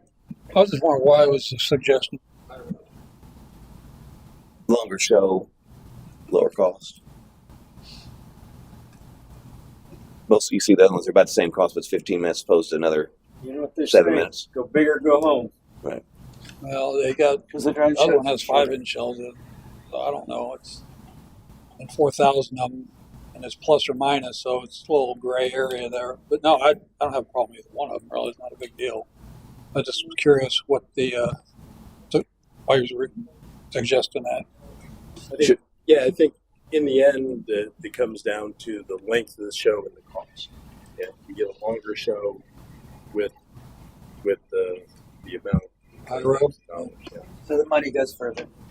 Yeah. The money goes further for a longer time. What are y'all's thoughts on 4th of July? Do you think you still have the intention of having a fireworks show then too, or would it be maybe better to maybe not do that this year and put all that money towards a bigger fireworks display on the Centennial? Well, I think Newport Richie is having a firework display. They're having a Well, they already did that last year. So I think we should do something different. So I think maybe you could have the drone show for the 4th of July, since Newport Richie's having fireworks, I believe. Aren't they for the 4th of July, or are they? That probably, yeah. We need to get it lined up early, though, because everybody's busy. We need to get it on schedule. Is this something we can put out to the people? Yeah, I mean, sure. I think we should ask the It's people. a matter of locking stuff in. Probably is big. I mean, I know we have to make some moves. We need to move on. It can't wait. should have done it earlier, but We have to move on this, maybe not July Well, 4th. of July, even more so. I think this is probably. Yeah, because there's more Right, competition. there's more Yeah, to try. they're It available. you're would have to right. be quick, Yeah, but you're right. but I would like to know what the people think. You know, what do you want? What do you want? or pitch in on Newport Richie's fireworks display, make it even better so we can. And they can have it right in our bayou. Yeah, you're probably getting movement on that. Huh? So you're probably getting movement on that. Yeah. Go ahead. So if I could say, you know, from the standpoint of what it takes to do these things, we are lining up a lot of things in April and May that's going to require a lot of staff time, and that's staff time taken away from other things they have to do. One of which would be getting everything planned for the 4th of July. You know, I know, you know, there's a lot of reasons not to do a 4th of July. You know, we have the heat, we have, you know, the fact that there could be competition from other 4th of July events going on. But from my standpoint, as I look at it, you know, it is a lot of effort by the police department, the fire department, public works to get that done. And we're going to be, you know, what we would be asking our staff is don't do it once, but do it 2 or 3 times, because there's a lot of events coming up in April and May that requires a lot of staff time to do that, and understand that that's overtime as well. So I suggest just help out Newport Richie with their firework display and let them do it and take care of it, so these guys don't have to worry about scheduling that. And it'd be a more enhanced firework display for everybody, because our residents are going to go and watch it, and then Newport Richie would watch ours, and just have one big display would be nice. That's a suggestion. Personally, I agree with Matt. I do agree with Matt, but that's just me. That's just me, and I'm just one. You know, I I just would counted, like everybody's opinion, but this is a big event for us. This is a 1 in 100-year thing, so it's a big deal. Yep. And that's a 4th of July. There's lots of stuff going on. Right. They're even if they're not going somewhere, they're home in their own backyard and not leaving anyway. So and it's only 7 weeks later. I just counted. It's literally from May 18th to July 4th. It's 7 weeks. So I would say we dump Focus whatever on we the can centennial. into the centennial. Like Lisa said and Matt said, it's only once in 100 years. We can go back to 4th of July next year. That's not a problem. I will say that obviously we're having the chamber has the community markets the first Sunday of the month, and July 4th is Friday. The first Sunday of the month would be the 6th. We could maybe try to organize some kind of 4th of July picnic or something that weekend, and couple with the community market and do something with that more once outside. again, you need staff though. Well, not as much, because obviously that's planned by community markets. Also, if we, Yeah. Our local band. you know, we might be able to Kick in for that. kick in for that, and Right, make yeah. something, you know, not have fireworks, but do some Right. other stuff. I said it'll be food trucks and stuff like that. Right. It's something to do. What's the potential of getting or negotiating with any of these folks? I mean, did we ask for 22 minutes or did we ask for 15 minutes? How did that work out? We asked for 2 shows. We asked for 2 shows, one for 15 minutes and another one for 25 minutes. The 25-minute shows were pushing anywhere between 35 and 40,000 because of what else they would have to deploy for that size show. Some of them needed extra, another barge. Some of them needed, obviously there's going to be more fireworks, so it was more, more product. But the Pyro Productions was offering the 22 minutes plus or minus at the 20,000, which to me was the best all the way around. Because you're getting as close to a 25-minute show, but much more than 15 minutes. It is plus and minus as per their quote, but you're still going to get a lot more. You're still going to need more time than 15 minutes. So Have we used any of these people before? no, Have we verified any of their contacts and got references? each of them all have websites. I didn't call any references per se, but I noticed that the Pyro did have some caveats with regard to permits and stuff like that. If it was over 150, I'm not familiar with the kinds of permits, but some of the other vendors had much more detailed in their agreement that indicated, levels of, permits were included, all of it, and then general liability, all that stuff, which I thought made their quotes look better. But didn't know if we've got some unknowns there. And I know we usually send a fire truck out there as well as fire people, right? So we have those on site. Well, we have to after the one that caught on fire. Oops. If we're pretty sure we're going to not do fireworks for 4th of July, and we solidify this Pyro Productions, I'm assuming if we give them more money, they can beef up the show. Is it? Yeah, I'm sure I could bring that to the table for them. But then that's going to be a different amount, so Right. I'd have to bring that back to council for approval. Right. But do we need to beef it up much more than No, I don't know. Just, No, 22 minutes? I think that's probably. I think 22 appropriate. minutes is good. Well, That's I mean, a we long might time. have a little extra money, but I'm sure it could be used for something else. Exactly. No, we're fine with this. you go with that? Okay. I make a motion to approve the purchase request for Pyro Productions. Thank you for $20,000 for the centennial event. Second. Okay. Motion second. Any further discussion? Public comment? Chris? Chris Mayer, 4591 Harbor Point Drive. Great decision. I think that not doing the 4th of July and saving that money this year and doing the Centennial is much more important. We can do that next year, and having something over in the park or some kind of outdoor event is great for that. So good choices. Thank you. Any other public comment? Okay. Seeing none, bring it back for a vote. All in favor, signify by saying aye. Aye. Opposed? Motion carries. Next up is old business. Is there any discussion of old business? We have a list of properties that we have either torn down or mowed or stuff like that. Is there any progress trying to do any foreclosures on that, try to get those liens closed out? Yeah, and I'm glad you brought that up because I was looking at that lien list and it shows the active liens and there's several of them that are closed on there, which I'm not sure why they're. Passage of time. Yeah. Are they over 20 years, I Because think? you'll see they're paid. Some of them are paid off, and they're still showing up on this list. Why are we still tracking those? For record that we've done that. What it's active liens; those aren't active if they're paid off, right? Or were they just paid off? I guess they were just paid off recently. Yeah, Well. probably showing that they've been paid off, but I think there's also a request that we show history as well.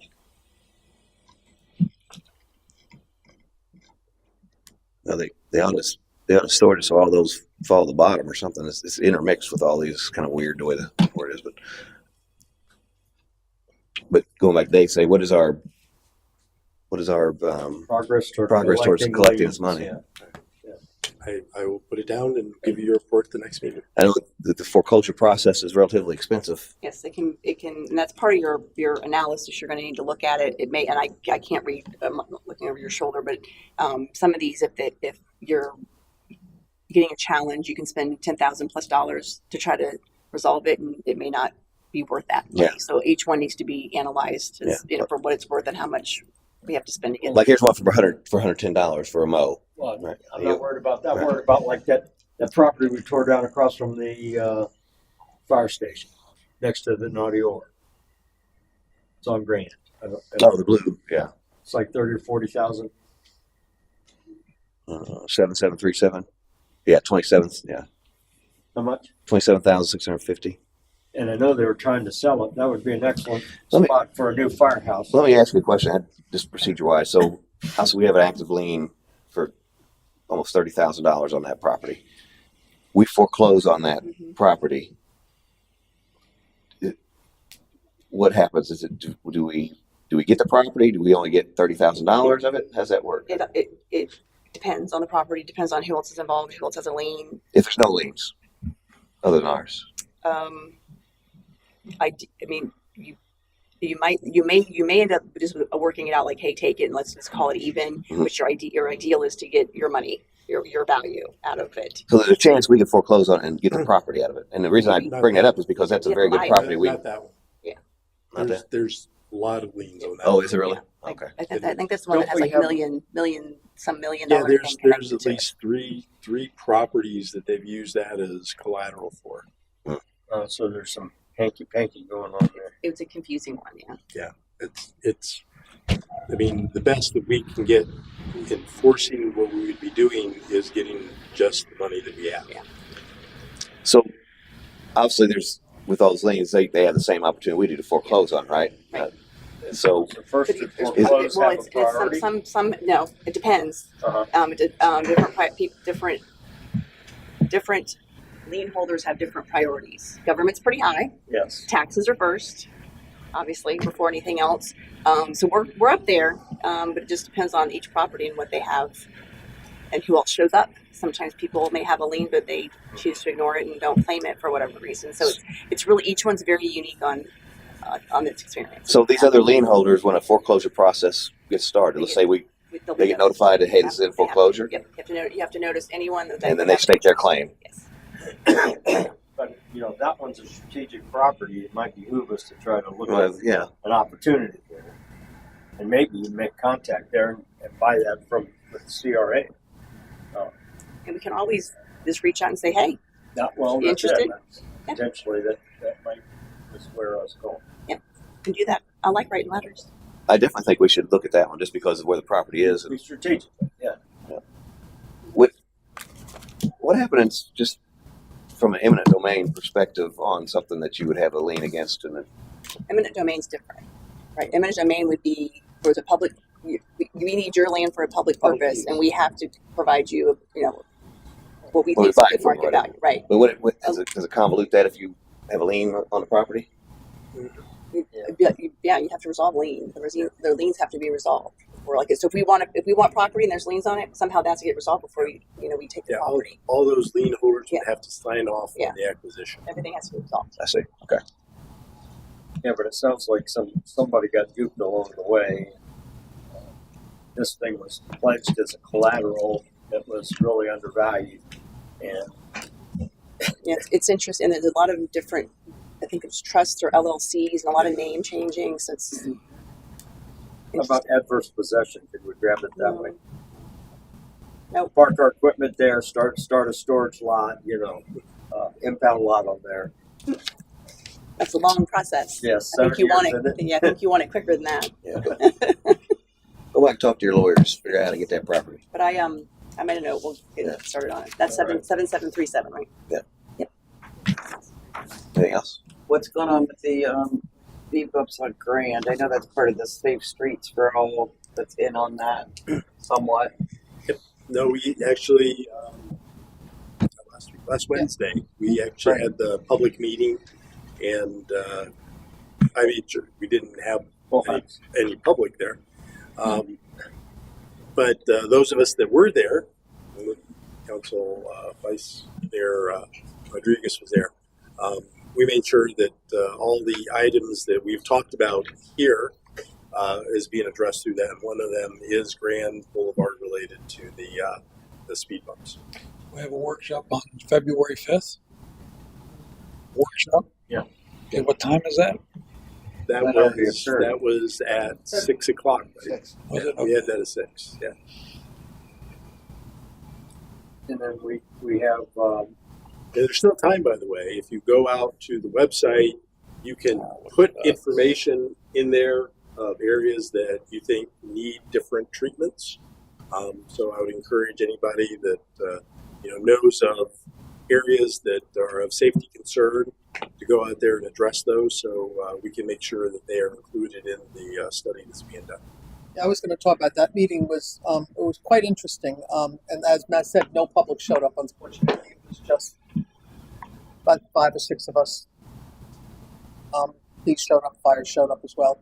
I encourage you all, if you're listening, if you've got concerns about any streets or any places in the city, to go onto the website and place your concerns. They are collecting that information and they're investigating it. They had a lot of good data in that meeting. Of course, the majority of our accidents were on 19, as we expected. They took a lot of data from our police, as well as probably had to take it from the county and the state, right? Yep.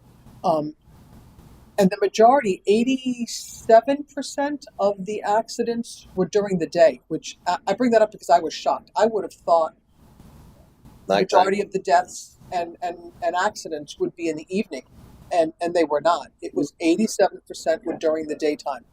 Or during work People get hour traffic, I guess. That's when Yeah, it people. just said daytime. It didn't give hours. But it was very the data was very interesting. They will be bringing it to us, so I encourage you to look at that. They gave us the exact locations, whether it was a death, whether it was an incapacitating injury, whether it was a rear end collision, was it a side collision. So it's a lot of good data they had. So if you've got a problem, you want a sidewalk, or you need something, put it in there, and they will look at that, and they will compare that to the data that they have, and that they will come up with a plan for us. It was really quite interesting. So, Chief, are you giving them like when you have the speed control set up on Washington and on Old Post and stuff like that? Are you giving that company that information? We did those provide- numbers. Yeah, we provided that too. Yeah. Most of the crash data they got was from the crash reports that we generated, sent to the state, and they pulled the I data just down from that. wondered if you're giving them all your stop information. Yeah, I actually, I had all that already because we had council request to see all that. And so we provided that same information to them for us so they can see what those speeds are that's going on there.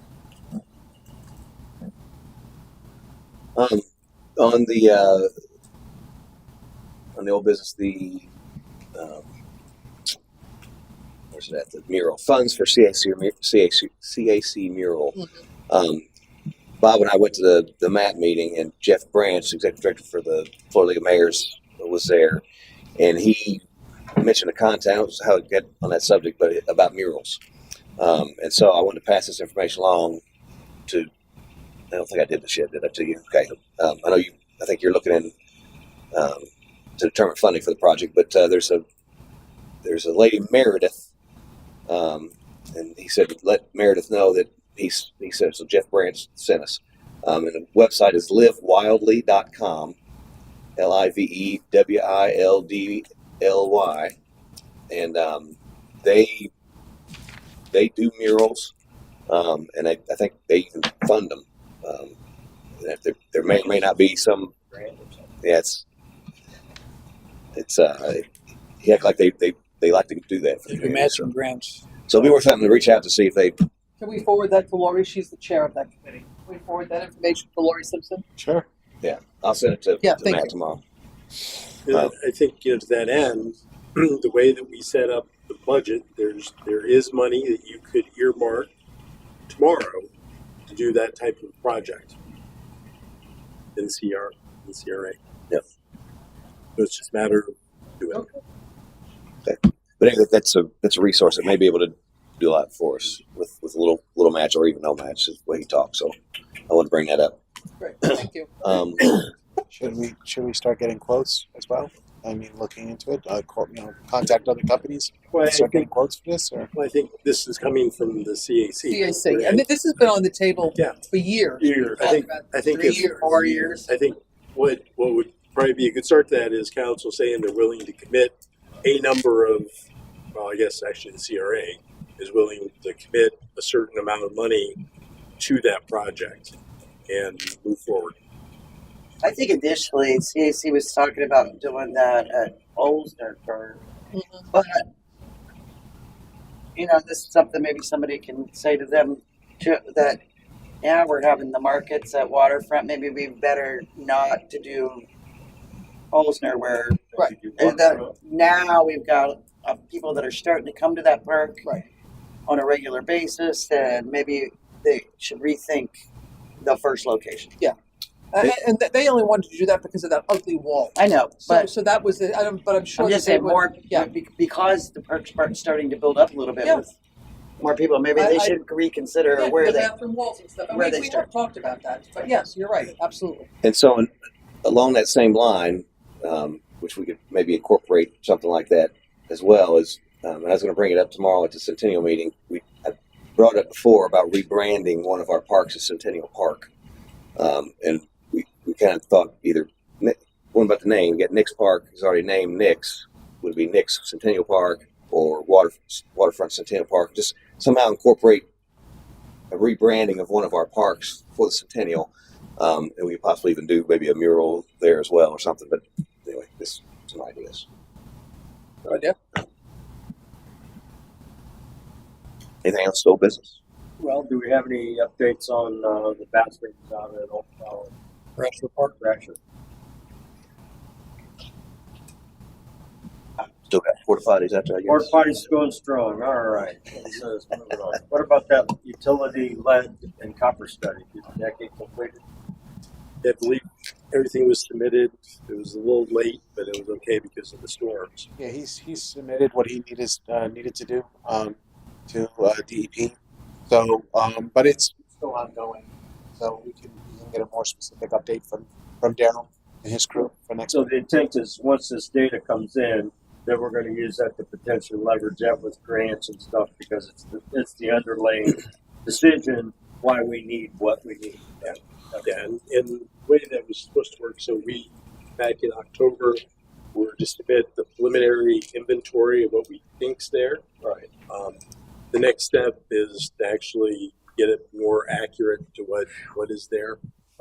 So we're still doing those different discovery events within the city. I think Daryl was looking at maybe using some. Can't remember what the title of it was, but using AI to do some predictive models of what's out there based upon what we know is there, which again is something that the state would accept for that final piece of what really is there.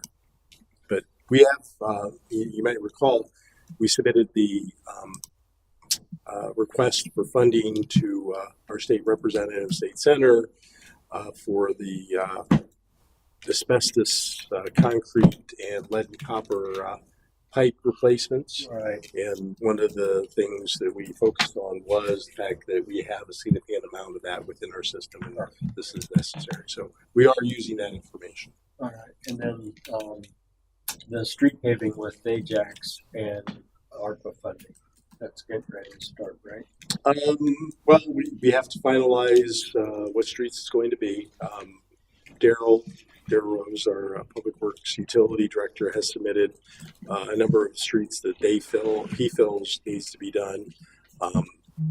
You know, as I drive around, I keep going back and forth with a lot of different ideas on this.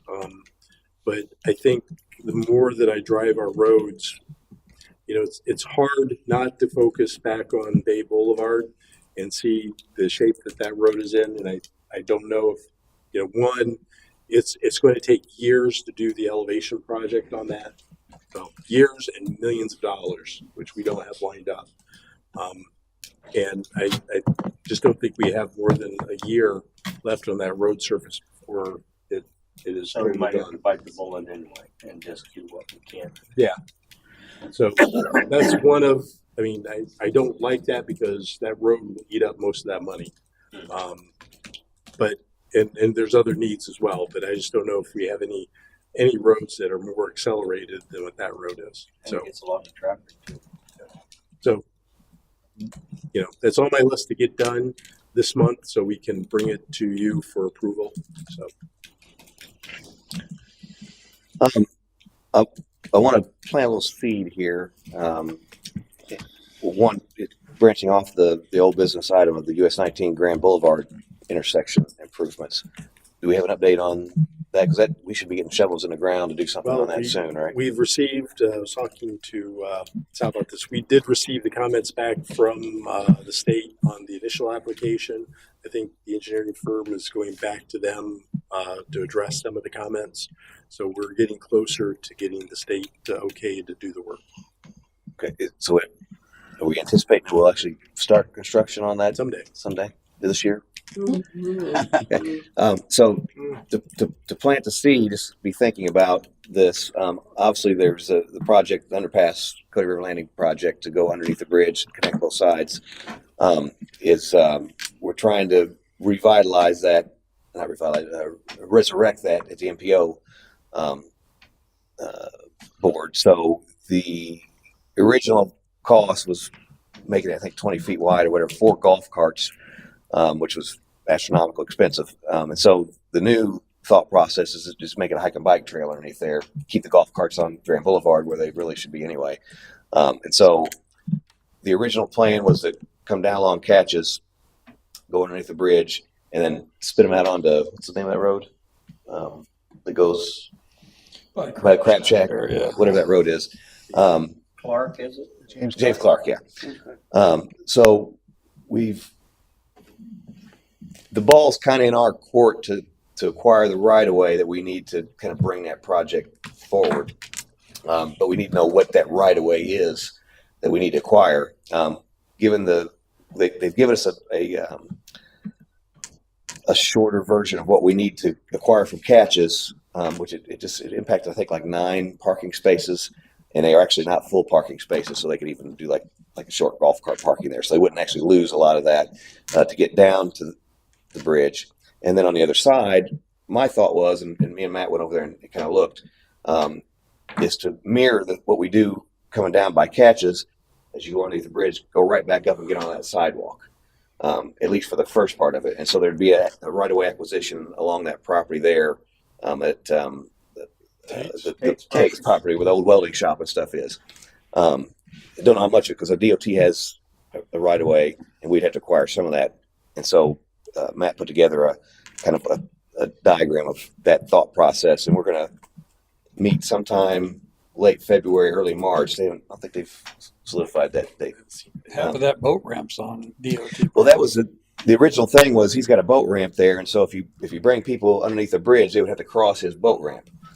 And so obviously there's not sidewalks or anything down there. There's the Crab Shack, and I think long term as that gets redeveloped over there, we would obviously do something around that. At least you're under the bridge. Right.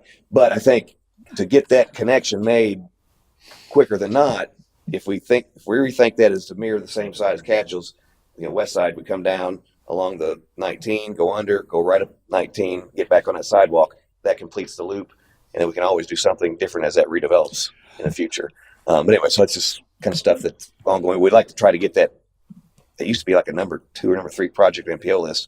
Now it's like 30 something. I know. One time they thought it was going to actually go through, but Yeah.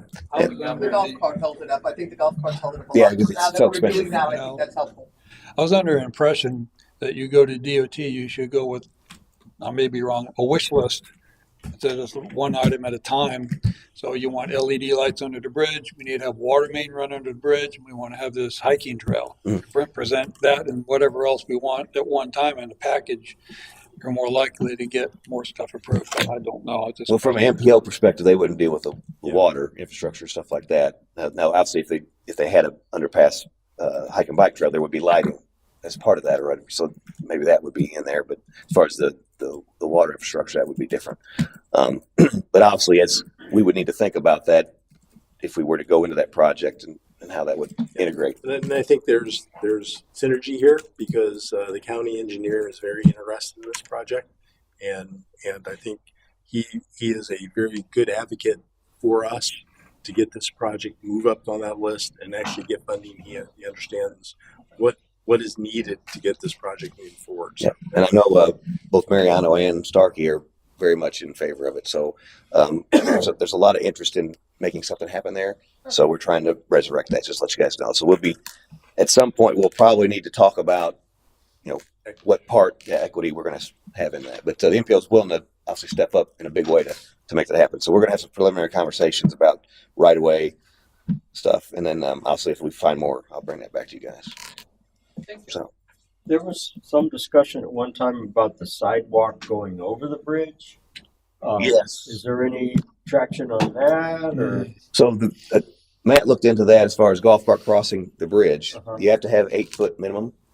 We actually went out with a tape measure one afternoon and measured that. We do have 8 foot on both sides. However, there is a small portion as you come up to go across the bridge where it narrows in a little bit. It goes like 7.5 or whatever, and we don't know.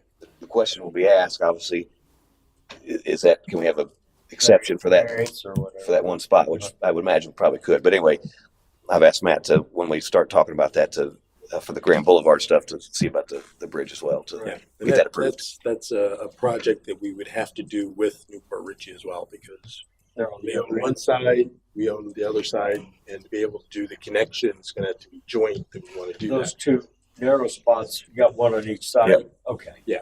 Um, And But- then there's and there again is because of the development that they're looking to do Right. on that side, there is some logic to them to want to work with us on that. Exactly. I got two other questions. I know we had, I believe in the budget, we had sidewalk money and canal maintenance money. Yep.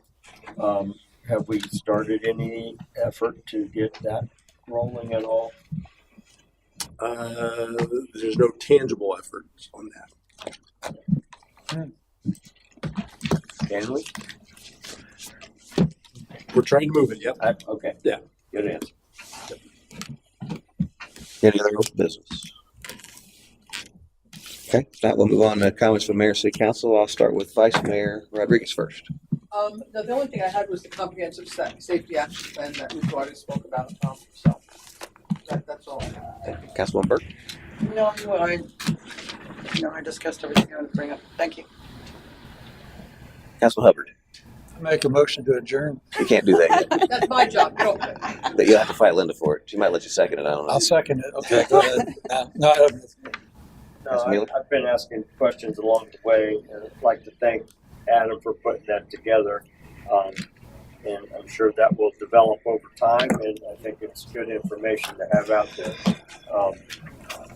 Other than that, good job. You guys are trying to get the Centennial thing rolling. I am a little perplexed why, all these people that say they love the city aren't engaged, which makes me wonder. This is an opportunity for you to get involved. They need some help, and I encourage you to try to find your place and get engaged. Yep, there's plenty of opportunities to help, for sure. I did want to second that. I think you guys need a lot of help, a lot of volunteers, so please, if you got anybody or if you spare, contact Ashley or Eric or somebody. They do need a lot of help, yes. Just contact anybody on the committee. We'll get you plugged in for Yep. sure. That all you had? Yeah. I had just a couple quick things. The first, I wanted to, if you've noticed, talk about minutes for just a second. We're required, at a minimum, from a minute perspective, to record the actions of the meeting. So you go to the agenda, motion second, and a vote. Outside of that, you really don't have to capture anything. It's good for context. Obviously, with all the meeting stuff, Ashley falling behind on getting those prepared, and she has scaled back on some of the content to a degree to kind of really summarize it. But I was wondering what you guys' thoughts were if we were to do the bare minimum, which would be, those minutes could technically be out the very next day, right? And spend the time in taking the actual video of the meeting and sectioning that off so that when you go out to watch the meeting, you can actually click on item number 11, the purchase of fire plate, jumps right to that spot in the meeting, and you can actually see the entire dialogue back and forth. You're going to get a synopsis in the meeting minutes, but really, as that ages, and it's not real complete. You do capture somewhat of the essence depending on topic, but there's a lot of discussion that happens, and really to understand that with technology now we can go out and we can actually watch the actual meeting. And if we spend that time instead of trying to build these synopsises in the minutes, if we just capture the actions and then refer people to the video of that where we section it off and we can go to each item on there and actually watch that portion of the meeting, I think that would probably be a better service to get that information out. But Who's going to edit that? do that, you can I go in think there. they should be too brief, though. I don't think it should be too brief. I actually go back and read the those. summary's there. And then if there's any extenuating circumstances or discussion, you can jot that down. Did Ashley suggest this, that she wanted to do this? Obviously she wants to do whatever the council wants to do, and that's why I told her I would bring it up to see if that would be something you guys would be okay with. Personally, I would, when I want to go back, the minutes may or may not give enough context. It's really better to actually go back to the meeting and watch it. and see, because if you think of it from a minute taking perspective, it's hard to capture all the important points. I mean, it's tough, and and I know she's working her butt off to try to keep all these meetings up to date and get these minutes out there. But like last meeting, we approved something from October. I think this one we had a October, November in here, so she's a couple months behind. If we was to relax that and actually just capture what we're statutorily required to capture, is what the agenda item was, what the action was taken, and then if there was something of note we might want to put in there. Most time it's just a lot of times it's banter back and forth about certain things, and you really just are doing it anyway. She might say the mayor talked about this, vice mayor talked about this, and it's it would be better served just to section off that video and you can actually go and see what was talked about. Is that possible to do that? Because if Yes. that's possible, because let's face it, we're here 4 hours frequently. Nobody has time to sit through a 4-hour Right. YouTube thing to see what they want But to they see. might go want to see item number 2, item number 3. Right. Absolutely. So if there's a way to do that. Very easy to do. And she could do that as well as do the minutes, but I was Would help complement the minutes. Yeah.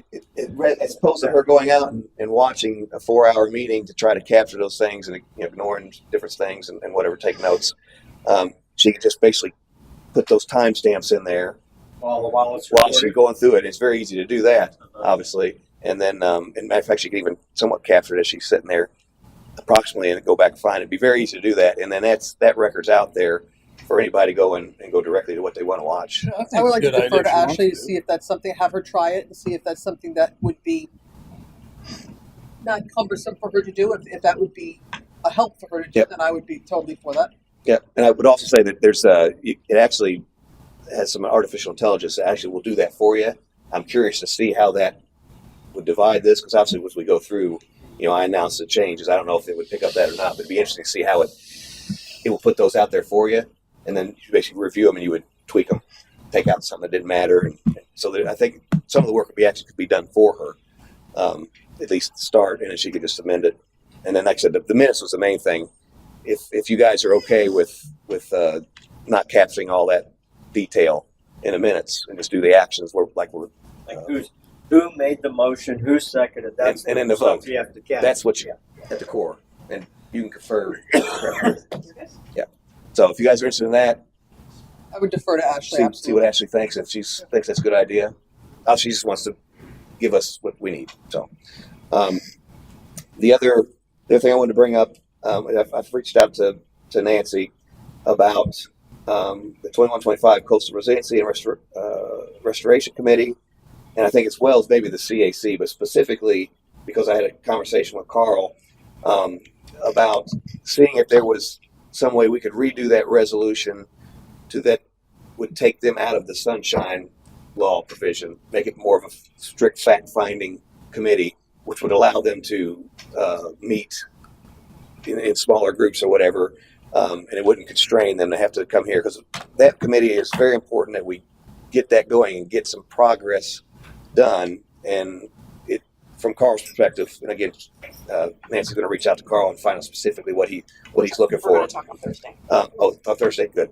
But just think about if outside of what comes out of conversation, if we could look at maybe amending that to free them from the shackles of the Sunshine Law to be able to actually get some stuff done. Now, it will limit their ability to action things and make recommendations, stuff like that.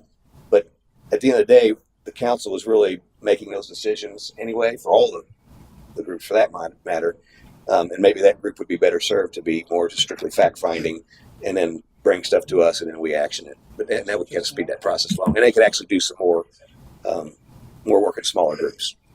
In doing that, you would have to direct them on what they look at, right? They couldn't say, hey, we want to look at this. You would have to say, we want you to look at this. Coastal resiliency. Yeah. Well, can we make that not a broad? I mean, I need to figure it out. Yeah. I'm gonna Well, figure it but have this so people are thinking about this.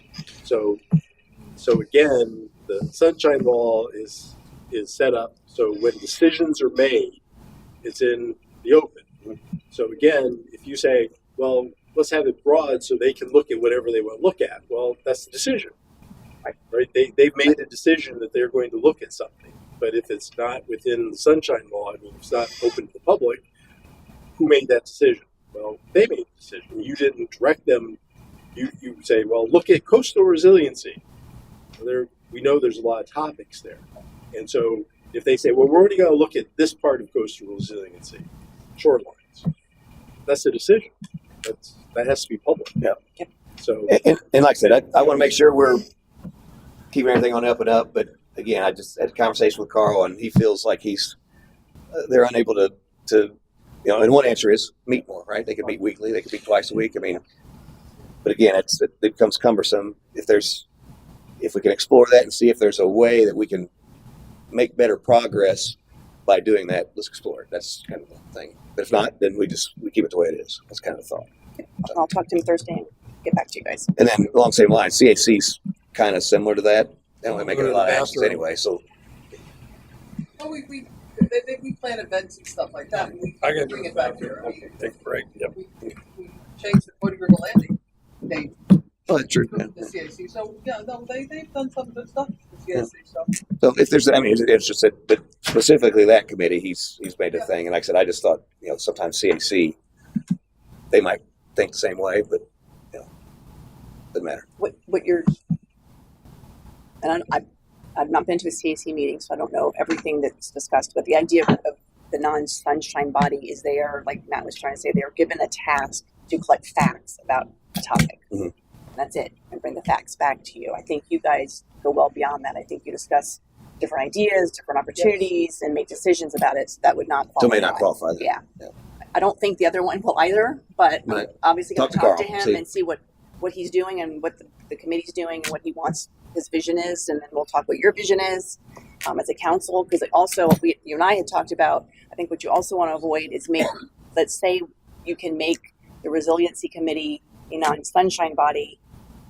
Well, you might need them to be a sunshine body because you want them vetting and making determinations to bring to you to make your decision process smoother, quicker, easier, versus them collecting facts, bringing everything to you. Almost like, why have them as that middleman when they're going to go get information from this expert? Just bring the expert to you. They may not help you because they can't limit anything. They talk to the expert. They're your fact finder. They bring you everything. Mm. So it might. Yeah, no, I understand that there's a Yeah. there's a price to be paid for that. Yeah. So But, that's what we'll have to. again, Carl, I understand his frustration. he's frustrated, Yeah. and obviously, It's hard. As you guys know, it's hard to get things done. and that's we don't want, and they didn't have quorum, which didn't help. So it's a monthly meeting, so there's now 2 months have gone by, and they've struggled to get quorum. Which actually I should probably bring that up now as we talk about that. We probably need to either add some alternates to that committee so that I don't think we have the ability to add alternates now. So we may change the resolution at a very minimum to put some alternates in there. Because we've got to have that committee engaged and doing some work. We've got to do this stuff. The waterways need attention, and we can't let things stand in our way, whether it be quorums or sunshine law or what have you.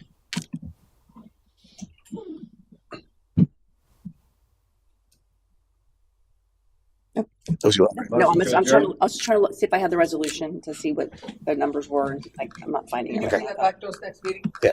Yeah. Yeah, 'cause you got to talk to him.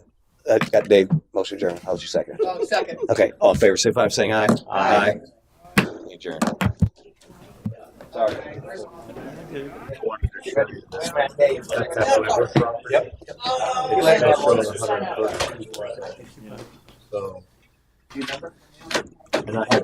Oh, click on your name, or you're on that blue square. Click on your name and sign.